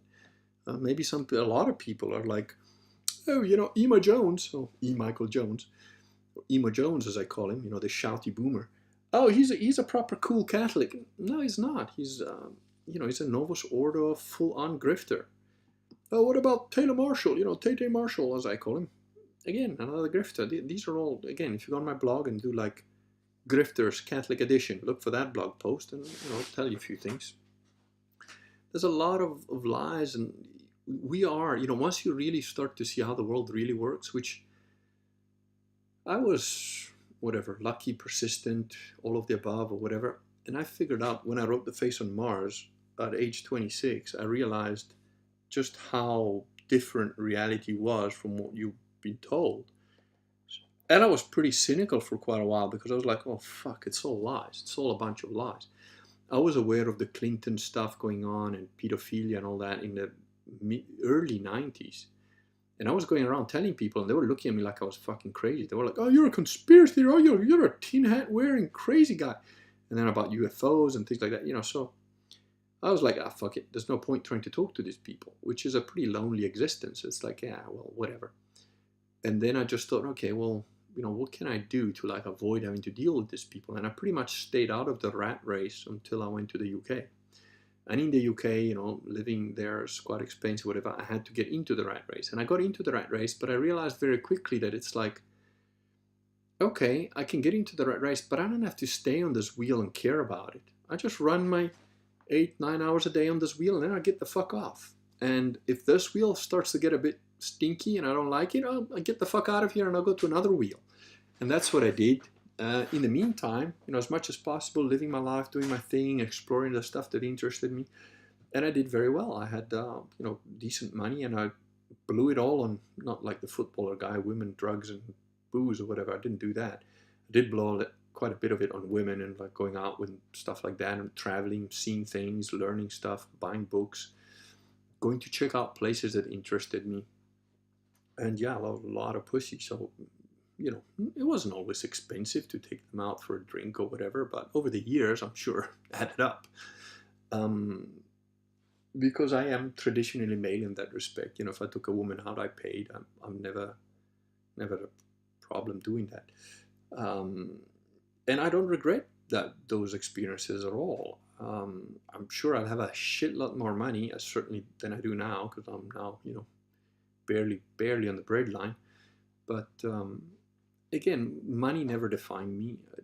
Work, a career never defined me. Pretty much all my life I've tried to do what I want, and I'm, you know, within certain parameters. You know, you got to eat, you got to do something, but you know, I've always tried to do what I choose to do rather than what people tell me I should or have to or whatever. And it's a good skill to have, to be able to, like, you know, switch tracks and survive in whatever environment you're placed. So we're all fooled by many things. Like I said, I used to like Milo. I used to think, oh, he's a pretty funny, cool guy, you know. Yeah, he's gay and that's sort of not cool, but, you know, in terms of the Catholic thing, and he says he's a Catholic, so why is he doing that? But whatever, you know, it's like I don't really judge people for their personal sins or flaws or whatever. I've got plenty of them myself, and I've got very good friends that are very good friends that have their flaws, you know, and whatever, you know.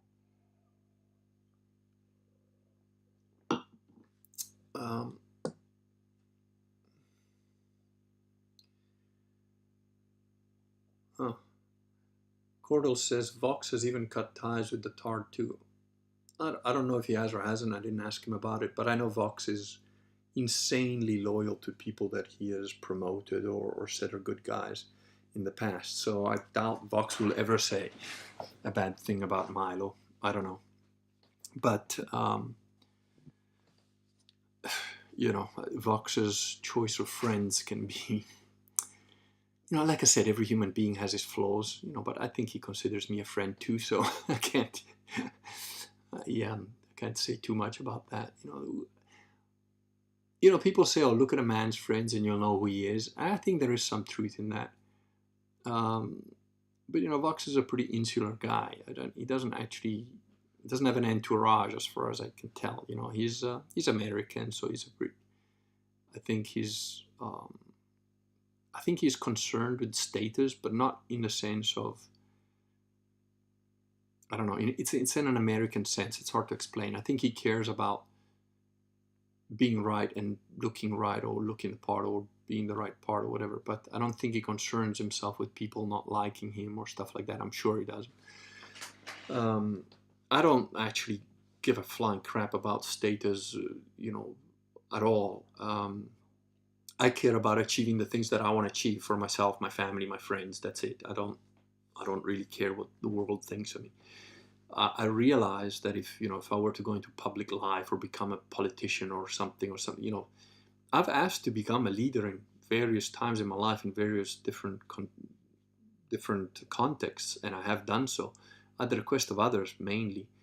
But it's a very Sigma kind of leadership. It's sort of like, okay, fuck it, I'll do this because it needs to be done, and you guys are all pussies, so I'll get it done. Okay, it's done now, and can you all just leave me the fuck alone? And it's like, oh, but we want to be your little like followers. I'm like, no, fuck off. And I used to get guys that used to come to me at training and be like, oh, you're the guy, you're the hero, I'll follow you. I'm like, dude, just chill, just come train, don't worry about it. I'm just another human being, just like you. And he's like, no, but you let me shake your hand. And I was like, I'll shake his hand and I'll go, dude, I just went for a crap. How do you know that, like, when I went for a crap and I wiped my ass, I didn't, like, tear through the paper and just, I got, like, a bit of shit on my fingers and I'm just too lazy to wash my hands, and you just, like, grab my hand like I'm your best friend. You don't fucking know me. Maybe you got shit on your hand now. What do you think about that? And they'd be, like, so shocked. They'd be like, oh, good, I've broken your spell. Now just train. Like, don't worry about whether I'm your guru. Just train. And if I tell you to do something, try it out. You don't have to believe me. Do what I'm telling you and see if it works better or not. Don't do what I'm telling you and see if it works better or not. It's up to you. And I've had like epitomes of this where, like, I've told the story before, I'm sure. There's an Aikido guy who was like, oh, well, you can't break fall like that. And I'm like, well, why not? It works. Look, I'll show you. See, I do it with the right arm, you do it with the left arm, you do it from this position, that position. Oh, no, but that wouldn't work in a real street fight. I'm like, why not? Okay, I tell you what. Oh, because I'm an Aikido guy and I've done Aikido break fall. I said, okay, I'll tell you what then. You throw me doing Aikido, which I've never done. I don't know anything about Aikido. You can throw me using whatever Aikido move and throw me on the floor, whatever way you want. And I'll do my break fall. And then I'll do it to you and I'll throw you on the floor and you do your break fall and we'll see which one works better. Okay? And he's like, oh, no, we can't do that. I'm like, well, why not?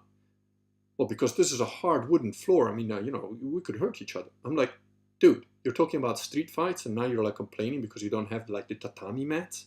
The fuck you talking about? Of course it's a wood floor, and we train here every day and we throw people every day and they do the break falls the way we do them and it works. So what's your problem? So what you're saying is, if you get in a street fight, you're going to say, no, hold on, let me get the little mat out before we can like fight. No, fuck. He didn't come back. So, there's a lot of stupid people on the planet. That's unfortunately, they're a very large majority. Wooly Ram says chatbots are easy enough to buy. That's a good point, actually. Yeah, because if you got 30,000 followers, but some of his comments have got like 5 guys replying or something. Yeah, you're right. I didn't think of that. Wooly Ram, the amount of money I spent on books, tobacco, and computer hardware. Yeah. Books, yes. Tobacco, no. Computer hardware, not really, no. Hardy Hardak says, if you were to form a consulting firm, in what business sector would you see as economically viable going forward in this climate? In order to do consulting, you've got to have experience in what you're talking about. So it's not a matter of like, oh, I'm going to consult on rocket ship building. Really? How many rocket ships have you built? I essentially did work in the construction industry for like more than, not quite 40 years, but pretty close. And I've worked in security, and I've worked in martial arts, and I've learned how to do hypnosis. Oh, by the way, the hypnosis is going to kick off because quite a few people have been asking me. So one of the loyal henchmen said, I'm going to build your website just for hypnosis. So I think that's ready now. So I'm going to probably launch it in the next few days or whatever. I'll tell you about it, put a link. But, you know, you've got to give value to your customers, whatever they are, whoever they are. So unless you actually know about the thing, you know, I could do consulting for security, I could do consulting for construction, I could do consulting for, you know, martial arts / security related stuff, close protection services, you know, like hardening a place from attack or that sort of thing. I do hypnosis to people who ask me for it, and but that's it. I wouldn't try and do consulting on, I don't know, fucking hedge funds. The fuck do I know about that? Nothing. So, you know, why would I even try? I mean, if I was going to do consulting on hedge funds, I'd be throwing darts at a newspaper, at a board, because apparently that works better than the experts. They did the testers at some point, and actually throwing darts at a newspaper to pick the stocks worked better than like experts. So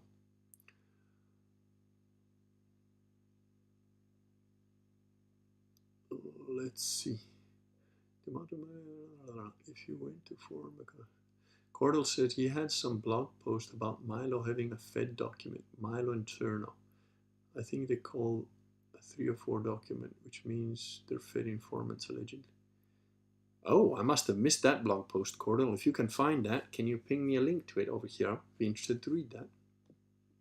Yeah, Thurnov bitch is no friend of mine. I don't rate that guy at all. In fact, he was instrumental in trying to help Dershowitz to not appear on the Epstein papers. So as far as I'm concerned, pedophile protector, yeah, 0. I met the guy once and he nearly swallowed his drink to get away from me faster than I could. You know, I didn't know the guy from a bar of soap, but he just like, oh, he just ran off. Oh, you're probably here to hear me talk. And I just turned and looked at him and said, sorry, dude, I have no clue who you are. And he was just like, oh. Drowned himself in his drink and pissed off. Backstabber says, well, I hope not to ever mess up like I used to, dealing with people the way I used to in my lefty days. Made me very jaded, helped a lot of folks who turned on me when I tried to be a better Catholic. Yeah, lefties have got no loyalty whatsoever. So, Woolly Ram, what do you think causes inflexibility of thought and how do we overcome it? I would say a lack of development. It's a very childish way to do it. If you look at little kids, you know, if you have children, well, I've got 5 now. If you've got children, you'll see that like once you teach them something, maybe they learn something like, oh, okay, this is how you do this. And then they've found one way to do something, and then you try and show them another way, and they're like, no, because it's like they have to adjust again, and it's like, fuck, I'm tired. I'm still trying to learn the alphabet and like what numbers are and how to speak properly, and you want me to tie my shoelaces in a different way? No, you know, it's so I think there's a number of ways to answer that. 1 is arrested development.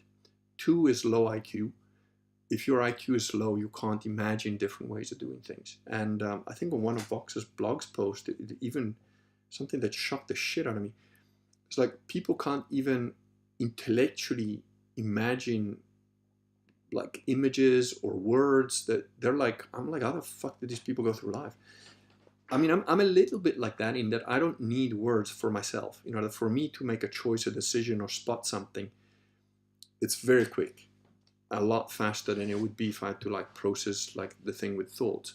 That's why I started writing. Actually, writing for me was a way to try and communicate to others what was going on in my head, which is painfully slow. I mean, it's a painfully slow process for me to try and translate what I see in like a 1/10 of a second, and then I have to put that into words. That's like 5 pages of information, and it's like, oh my god, I can't be bothered to do this.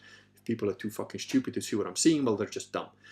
Then, you know, I learned about the IQ gap and that sort of thing. So I think a lower IQ definitely makes you more rigid.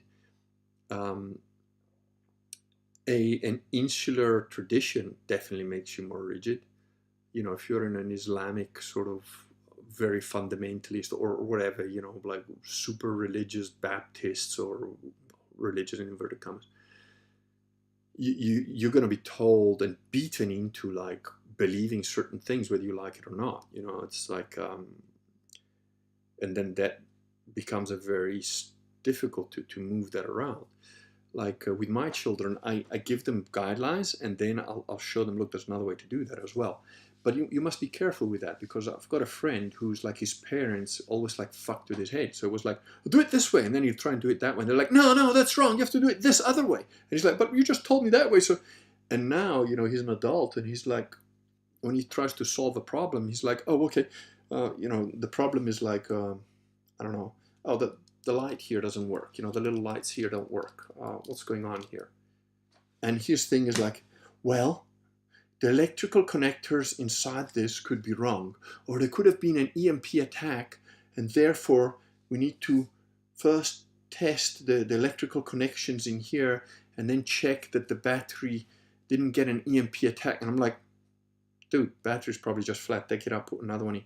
Oh, no, but you haven't checked all the connectors inside here and you haven't taken it apart. And it's like, what the fuck, dude? You know, you're starting out from like Jupiter to try and work your way into a problem that's here on Earth right in front of you. And that's because he got fucked around so much. He's like, well, I've got to look at every possibility, otherwise I'm going to make a mistake. And that's what you do if you go the other way. You know, if you tell the guy, oh no, you could have done it this way, oh this way, oh this way. So give them one way that works, let them practice that a bit, and then you go, oh, by the way, you know, there's also this way, you can do it this way. And then there's this way as well. And maybe this one is faster, or maybe you like this way better. Try it. Then you let them try that for a bit, and then you switch it to another thing. And then you come up and you say, okay, now you know 3 ways to do that. Now I want you to find a 4th way. You find a 4th way, and then you come tell me what it is. And I'm telling you, if you do that with little kids, you learn shit. Because a little kid will come up with a way of doing something that you just didn't fucking think about. And they will have come up with a way that works. Sometimes that's better than anything you would have tried. And it's like, yeah, fuck, he's right. You know, I mean, I'll give you an example of that. I went to the hardware store with my daughter, and I was like, okay, I need to remember that, you know, that this is the dimension of the wood, and I got to write it down, and like, fuck, I don't have a pen. And it's like, there's the wood, and there's like the 2.3 meter, and then there's the other one, and I need to check whether this barcode fits with that. And I was like, fuck, I don't have a pen to write it down. My daughter just looked at me and goes, Dad, why don't you just take a picture of it with your phone? And I'm like, oh yeah. Oh yeah. You know, but that just shows I'm a product of my generation. You know, it's like I'm used to like writing shit down. Like the idea of using a phone, even when something's happening, you know, like I'm looking at my, you know, my friend, whatever, Tony or Jordan, whatever, they you know, I remember one of them saying, oh, I'd like for you to meet this guy. I'd be like, up there with my phone, like recording it. And I was like, fuck, that didn't even occur to me, you know? If I saw an accident or people fighting or a shootout, my first instinct would be like, where's my gun? You know? Well, their instinct is like, oh, get the phone out and record the whole thing. Which in some situations is very smart. It's what you should do. But it's not my first instinct, you know? So, yeah, what you're used to, and then you get fossilized in your behaviors. And as you get older, you got more shit to deal with, you got more stuff to do, you got less time to do it in, and it's like, fuck it, I don't want to learn a new way, you know? It's like I was telling, like, my daughter, she knows how to set the timer on the oven, as does my wife. And it's a piece of piss. I know it's like a 10-second thing to learn. But I'm like, fuck it, I don't care, I don't want to learn it, you said it. You know, it's like, I'm now the old man that's like, you set the VCR. You know, I remember my dad saying to me, you set the VCR thing to record. And I'm like, but Dad, why don't you do it? No, fuck it, I don't want to learn that shit. You do it. Now I'm that guy. I'm like, yeah, I don't want to learn the oven thing. I know how ovens work. Just put it on and you put the little alarm that goes off, because I'm half deaf anyway. I don't hear it. And then when I do hear it, it pisses me off because it's a tune that I don't like. But you guys need to hear it, because otherwise you won't switch it off and I'll forget. And I'm not that old man. Get off my lawn. Yeah. Guy GNTV says, henchman application form. Well, ping me an email, dude. I do have some work that I need done that I don't have the time to do, some digitizing things that I'm trying to figure out, and I haven't been able to figure it out. So especially if you're any good with like graphic stuff or computers or PDFs and stuff like that, ping me an email. What's your email address? If you can't find my email address, that's the first test you failed. So, you know. Vox linked to this article, an anonymous conservative. It's a 302 form. Hopefully the link works. That blew my mind. Did you ping a link, Cordo? I don't see a link. Don't know if you put a link in there or not.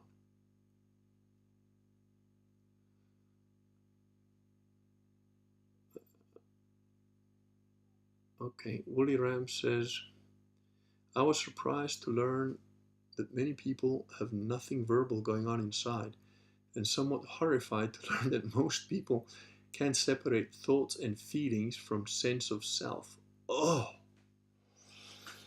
that blew my mind too, Woolly. Yes, I wouldn't say it blew my mind, but it just confirmed my pain, my absolute pain of living on this planet. I've been saying since I'm a very small child that clearly I'm a Martian, and I was dropped off here because they're scared that I would take over my rightful planet as warlord. So they surrounded me by these idiot monkeys so that I wouldn't have any power. That's Cordell says, my dad has been plumbing for 40 years and I've come up to solutions to things he's never considered before. I'll send the link on Telegram. Thank you, buddy. It might be that you can't put links in. I don't know. So if you send the link, I'll try and put it. I should be able to. I was still on the Milo chat. Sorry. So they call me Cordell. There is. Oh. How do I do that? Let me just ping that to myself. Might take a minute for me to do this, but let me just get it in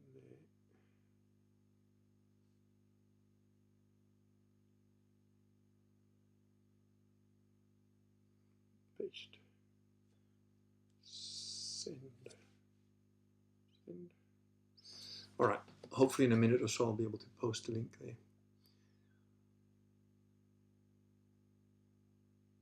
Rushistrada says, yeah, some have no internal monologue. They also have problems visualizing things in the mind's eye.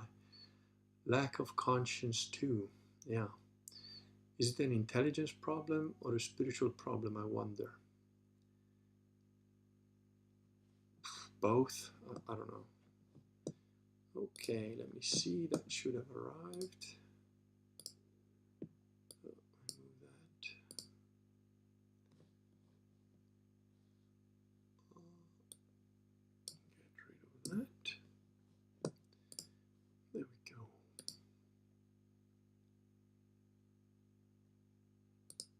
Link.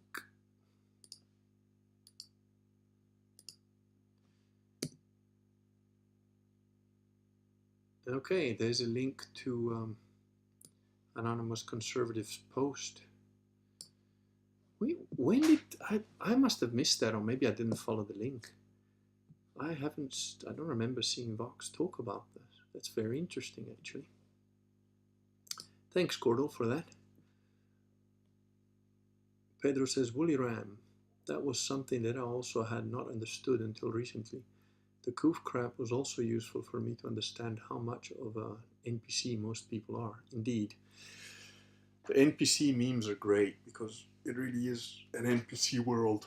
You know, I was talking to Tony recently. You know, he was here for a bit now. He's back home now. But you know that little game that I did, that role-playing game, the surviving the current zombie apocalypse. So if you go on Amazon and you type in my name, you should find it.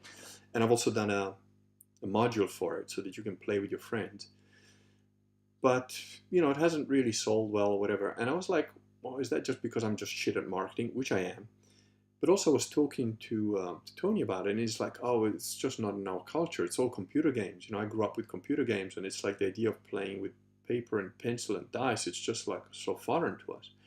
And I'm like, that is absolutely tragic, because I'm telling you, if you play Dungeons and Dragons, the original Dungeons and Dragons, get the D&D Cyclopedia.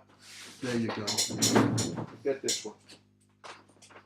You're gonna have to find it on eBay or whatever. If you're gonna play Dungeons and Dragons, that's it. One book.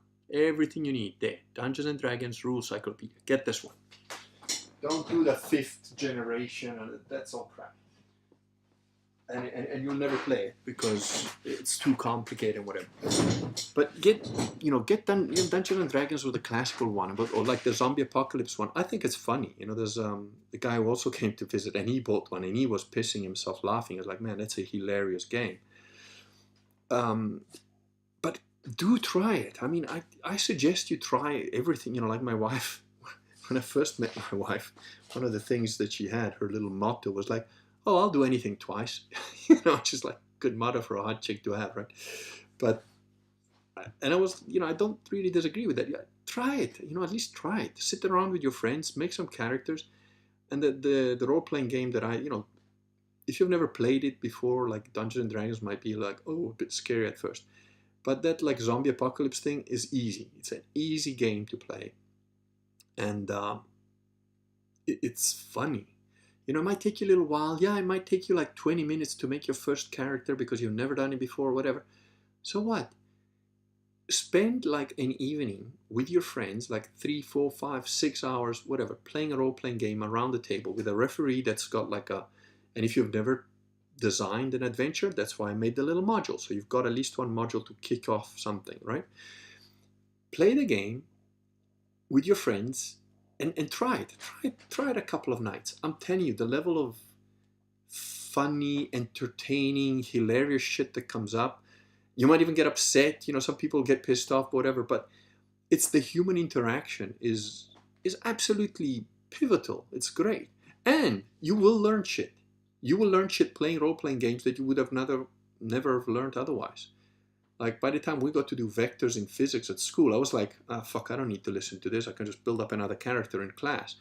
Because we've been doing this to play Traveler to check how our spaceship is going to get sucked in by the gas giant. And you have to like accelerate at a certain rate, otherwise your spaceship doesn't work, And it's like, oh, well, what can you learn playing Dungeons and Dragons? It's got elves and fairies and shit. Yeah, well, you'll learn problem solving because you'll be confronted with different situations that you have to figure out. And also, some of it will carry across. Our characters were like, nah, you're telling us it's impossible, but there's gonna be a way around it. And one example was we played this, it's a module, right? A module is a preset game where everything is pretty much pre-organized. There are certain chapters that need to happen in a certain way. And in this particular game, we all went through this mirror that was like really a portal to another sort of pocket universe. And what happens is as soon as you get through this portal with pre-rolled characters, right? So you're using the characters from the module. So you don't have your own special crazy character. You've got characters that are in the module that have got set spells and set abilities and whatever. And it was me and my brother playing it. We were controlling 2 characters each because, the game was supposed to be for like 6 people or whatever, but we only had like the referee and like 2 of us. So we had 2 characters each. And we went through this portal, this mirror, and we appeared on this like sort of giant tabletop structure surrounded by like 40 or 50 guys with like, they were in like a semicircle with like crossbows loaded at us, all already pointing at us, right? But the way we stepped through, I think I had a mage. My brother had an elf, which is also a magic user. I had a magic user, and I think a cleric or something, and then there was a fighter. But I basically said, okay, my magic user goes in directly behind the cleric. So whatever we meet, the magic user is like sort of protected by the guy in front of him, and he can still probably cast a spell. So, and I said, and I'm ready to cast whatever spells I've got. So we step in, we're surrounded by these like 2 rows, right? So it's a semicircle of guys with crossbows, and there's like 40 guys in the first row and like 45 in the second row, whatever. And we're like, oh, we're fucked. Now, in the module, the players are supposed to realize you're fucked, surrender, and then you get arrested and you go into this little jail, and then you have to escape from the jail, and there's a whole other piece of the adventure, right? Yeah, well, we weren't going to do that. The idea of surrender just never even entered our head. So it's like, fuck it, my magic user casts a spell. And we checked like initiative and like the duration to see, does he have enough time to cast a spell before the fucking arrows start coming out? And like he did, he like made his roll because he had a high dexterity and whatever. So he cast a spell. And you know, you had preset spells, right? So I couldn't invent anything. And the preset spell was firewall. I said, right, I cast a firewall on top of the first semicircle row because you can have whatever shape, right? And I had enough length of it that I could cast the firewall on top of the first row of like soldiers with the crossbow. Now, because I was like 7th level, that's 7 dice of damage. Turns out all these guys with the crossbows were only like 2nd level fighters. So we rolled for everyone. They all got burnt to a cinder.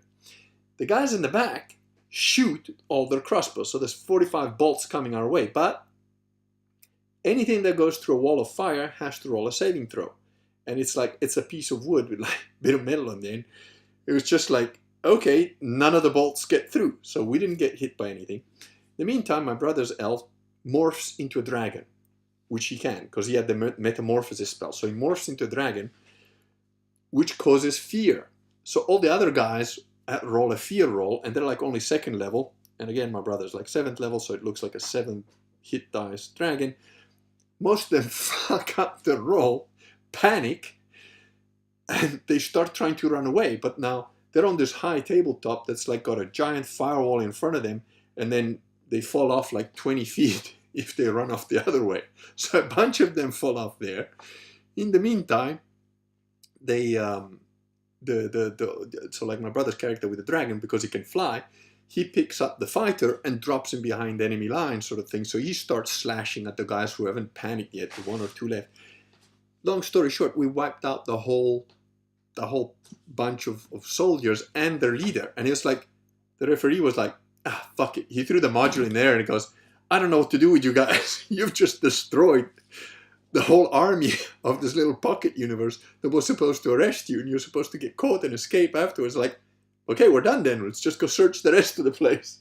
And, you know, but the mentality of that is because in real life, as well as in the game, we're like, no, fuck, there's got to be a way of doing that. And I'm like that now, you know, like I can't tell you the amount of times on this farm where it's like people are like, oh, you can't do it. And I'm like, no, we can. Oh, but you can't just clear a whole tree with just like one little chainsaw. Yeah, you can. And you can. So it gives you an idea that like you can do more than what you think you can. And it's a good idea to have.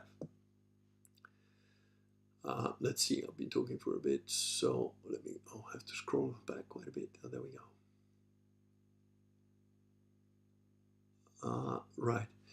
Willie Ram says you can look up online repositories of letters from common sailors home. The language gap is staggering. Today, they would be considered highly verbal and beautifully written. Yep, that's absolutely true. The vocabulary of people about 200 years ago was about 3 times larger than the vocabulary of people now. Josie says, would have never picked you for a D&D player, Kerrigan. Well done. Even the version before that is better. There is no version before that. That is the original Dungeons and Dragons. They're just compacted because they had a whole bunch of Dungeons and Dragons books come out in sets, and that is the compilation. So that's the original Dungeons and Dragons all in one book. That is the original. There isn't a one before that. But yeah, you know, people think, oh, role players or, you know, role-playing game guys are all nerds. No. You know who else played Dungeons and Dragons? Vin Diesel. Did you think Vin Diesel played Dungeons and Dragons? It's awesome. Dungeons and Dragons is cool. I'll still play now. You know, I'm going to teach my kids how to play it, with any luck. The current owners of the D&D franchise are trying to digitize and monetize it, along with making it a vehicle for the message. Yeah, it's utter shit. Plus, I don't believe a single person has ever played D&D 5th edition or whatever. It would take you like 4 days to make a character, and then it's like the rules are just ridiculous. It's nonsense. It's absolute rubbish. I've got another little self-made role-playing game, which is, it's called Star Spark. I think, you know, I was looking at what I'd written, and it's like, I used to have written a bunch of rules somewhere else, but I don't know, I've gone through all my computers, and it's like, I've got some of the information. It probably wouldn't take me too long to like put it all together, but it's a vicious game of like space battles, and it's mostly about the spaceships. But I've also got rules for the little individuals. But the little individuals, I didn't want to even bother with like having 2, 3 dice rolls and, you know, hit points. So the individuals all have 1 hit point, and the really cool guys have got 2 hit points. And then if you've got like a special character, he might get like a coup de grace. So with 1 roll, you can determine whether you've hit the guy and whether you've killed the guy, whether you've done 1 point of damage rather. So if you've done 1 point of damage, he's assumed to be dead, unless he's like a special character, and then they need to go up to him and give him another shot to make sure he's dead. But that's it. That's how quick that game is. And you can just throw bunches of D6s and you can have like 20 guys just wiped out in 1 roll, you know. So it works really well for the like large battles, whether it's of people or spaceships. And the spaceships have got like, now if I did have a guy that could design computer games, this game would be a hit. It would make millions because it would be quick, simple, and it would like visually would be brilliant. So if one of you guys there knows how to design games, ping me an email and we'll make a contract. Because I reckon I could retire on that because in my head I know exactly how it would work, the physics of it, and like what you'd have on your like heads-up screen as a fighter pilot or even as a capital ship pilot or whatever, you know. So yeah. Woolly Ram says race has been removed since it's racist. Oh, for fuck's sake! See what I mean? It's just ridiculous. The current version is definitely subverted. Yeah. Roshi Strider says kids don't even know how to play tag or hide and seek these days. That is a scary but true point, yeah. Slanty Shafebe says D&D kids have trouble learning solitaire these days. Yeah. Traveller was amazing, says Joe. See, it was indeed. Still is. I've got some house rule for Traveller, which are great. Cordell Mitchell says, I play D&D and I've always had an active imagination and I didn't care for it. The conversation was hilarious though, every time. I think I didn't like it because I don't care much for standard fantasy. I bet I'd like a Warhammer or a Mad Max style game. Well, if you like a Mad Max style game, pick up a copy of Surviving the Current Zombie Apocalypse, because you can play all those games there. Car Wars was another one we played quite a lot of. And, well, a lot of the Zombie Apocalypse stuff has got like some Car Wars type of stuff in there. So, yeah, if you like that sort of thing. You know, I agree that you might not like the genre, but there's a genre for everything. I mean, there was Top Secret, that was like spy stuff, modern world stuff, which we usually converted to Twilight stuff, you know, so it would be like, yeah, it's today's world, but then some really, you know, iffy, weird shit, not quite aliens, but like some psychological shit, or like maybe an alien, or like some bioweapon that fucks with people's minds, or something, you know, there was like always some scary shit. There was like, we were playing Top Secret / Cthulhu, really. And Car Wars we played a lot of, D&D we played a lot of, Traveller we played a lot of. So I think those are the main ones. And then there was like fighting fantasy books, which we also like played, and sometimes like we converted the books to like a bit more of an adventure sort of thing. Warhammer, the original Warhammer, was kind of cool, but I never got into it. I think I wasn't surrounded by people that played the role-playing games by then, and I never got a chance to really play it. I also find Warhammer pretty nihilistic.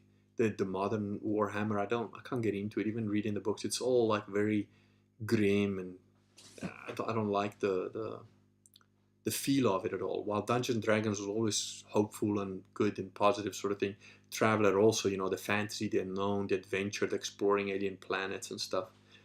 And similarly with like Top Secret to a certain extent. And Car Wars was just like Mad Max essentially, and like a bit more technologically advanced. But then there was like what they called Crossbow and Chassis, which was proper Mad Max. So there was different version of Car Wars as well, which is pretty cool. Josie says, just remember to always ask the bartender for rumors. Step 1 on any RPG, any setting. Yeah, we did away with that because it was just such a fucking trope that we just became irritated with it. So when we'd play with new guys and they'd be like, oh, I'll ask the bartender for like you know, rumors. Like the bartender would be like, yeah, rumors, huh? You know Mary, the wench that serves the beer? Yeah. Rumor is she takes it up the backside too. Yeah, that's the rumor. And people are like, what? That's not an adventuring rumor. You're like, yeah, well, you gotta be a bit smarter than that shit, you know. But generally, the adventure with us was like, it was never a question of like, oh, what am I gonna do now? Like something would happen, you know, the referee would put a situation in front of you to deal with. So that's how the adventures invariably started. Legionnaire Bear says, good day. Hello, Legionnaire Bear. Woolly Ram, I never liked D&D modules that start with the PCs railroaded into a prison / gladiator pit, etc. It's a mark of limited imagination. I don't remember many that started that way. Like Horror on the Hill started that way for me, and it was like, I think the DM was just like bored and wanted to kill me right away because like my character started naked inside the dungeon with nothing, and the first thing that attacked him was ghouls. And then there was a whole thing, like if a ghoul hits you once, you're like paralyzed and then he'll just eat you. But so there was a whole argument about whether you could knock out a ghoul. And I don't remember now if it was a...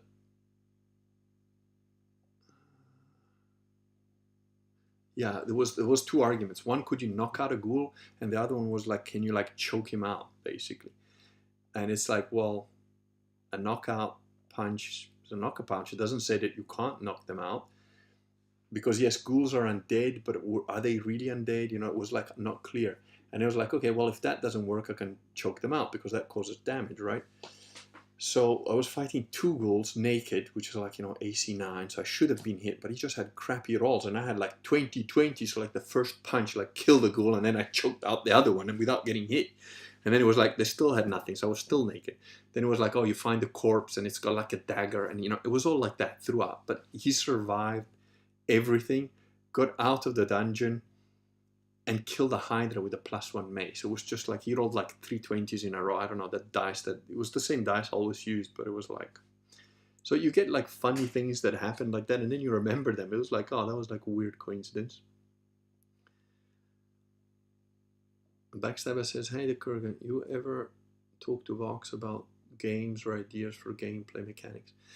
No, I asked him about role playing a bit, and I was like, oh, so like, that's who did you play with, since you're like advanced squad leader and stuff like that? And it was one of my friends had advanced squad leader, and we all looked at it and we tried to play it once, and it was just like, dude, this is too much work. And you're talking to guys that were like figuring out like gravitational pull for their spaceship to like do slingshots. So advanced squad leader is like a super nerdy maths game. And so I asked him that, and I said, so how many people did you play that with? And he looked at me and he goes, I played a lot of games on my own. So yeah. And a long time ago, Vox approached me for writing, I think, a pen and paper version of a role-playing game, or at least the pen and paper version of the documentation of the game. I don't remember if it was a digital game or a pen and paper game, and I sent him a sample. You know, I said, oh, would you like be willing to maybe write something like that? And I sent him like a sample thing of like 4 pages, and it was like, fuck, dude, all I asked is like, would you be willing to do it? You sent me like 3 chapters. And I was like, yeah, whatever, it didn't hurt me to do it. But then I don't think that ever went anywhere. So Woolly Ram, I was the DM. Prison scenarios offended my semi-professional sensibilities. Well, you know, you can always modify the module to do whatever it is that you want it to do. Barushi Strider says, that is more of an accurate rumor that a bartender would know. Exactly, you know. Cordell says, advanced squad leader is fun, but it gives me a headache when I play it with my buddy. Yeah, it's too much. You need to have, I don't know, fuck you money to play that game, really. It takes, I think, days to like figure it out and play it and set it up. It's just too painful. There was another game, a Battletop. One game I wanted to play, which was, I can't remember the name. It was set in like the 1800s during colonial times with tabletop figures. And I've never played a game with tabletop figures, and I would have liked to, because I think it could be more fun to, you know, like move the little characters around on a table and see them all like the little buildings. There was a great website.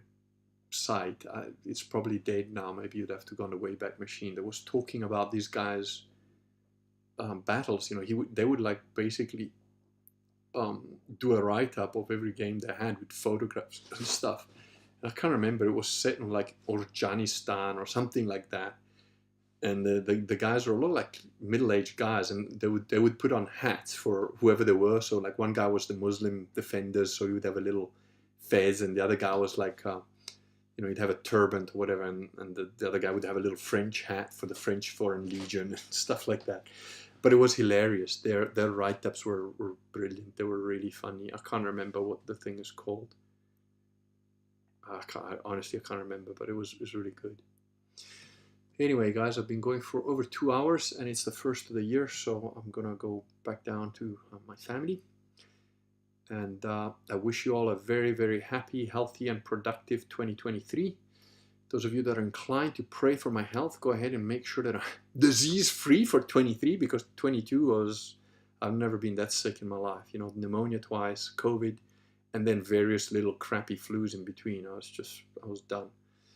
And I've still got this tendonitis in both my arms and both my elbows, which is a pain in the ass. So hopefully that'll go away soon. Josie says there was a fun RPG set in ancient Rome, very low magic. The worst part was trying to come up with appropriate adventures. Not really. I mean, it's just study history or read Gene Wolfe's Soldier of the Mist, and you'll have adventures non-stop, man. I mean, I don't know what that game was. That sounds interesting. If you remember the name, let me know, Josie. Cordell says, Happy New Year, Kurgan. Thanks for another great stream. Well, thank you, guys. Josie says, good night and Happy New Year. Prayers coming your way. Thank you, sir. Well, have a good one. Okay, mighty bay. All right, it's all Happy New Year from everybody. And yeah. Thank you, sir. Thank you for your prayers, mighty bay. Yeah. Good. I do really wish you all a good 2023. Thank you and good night.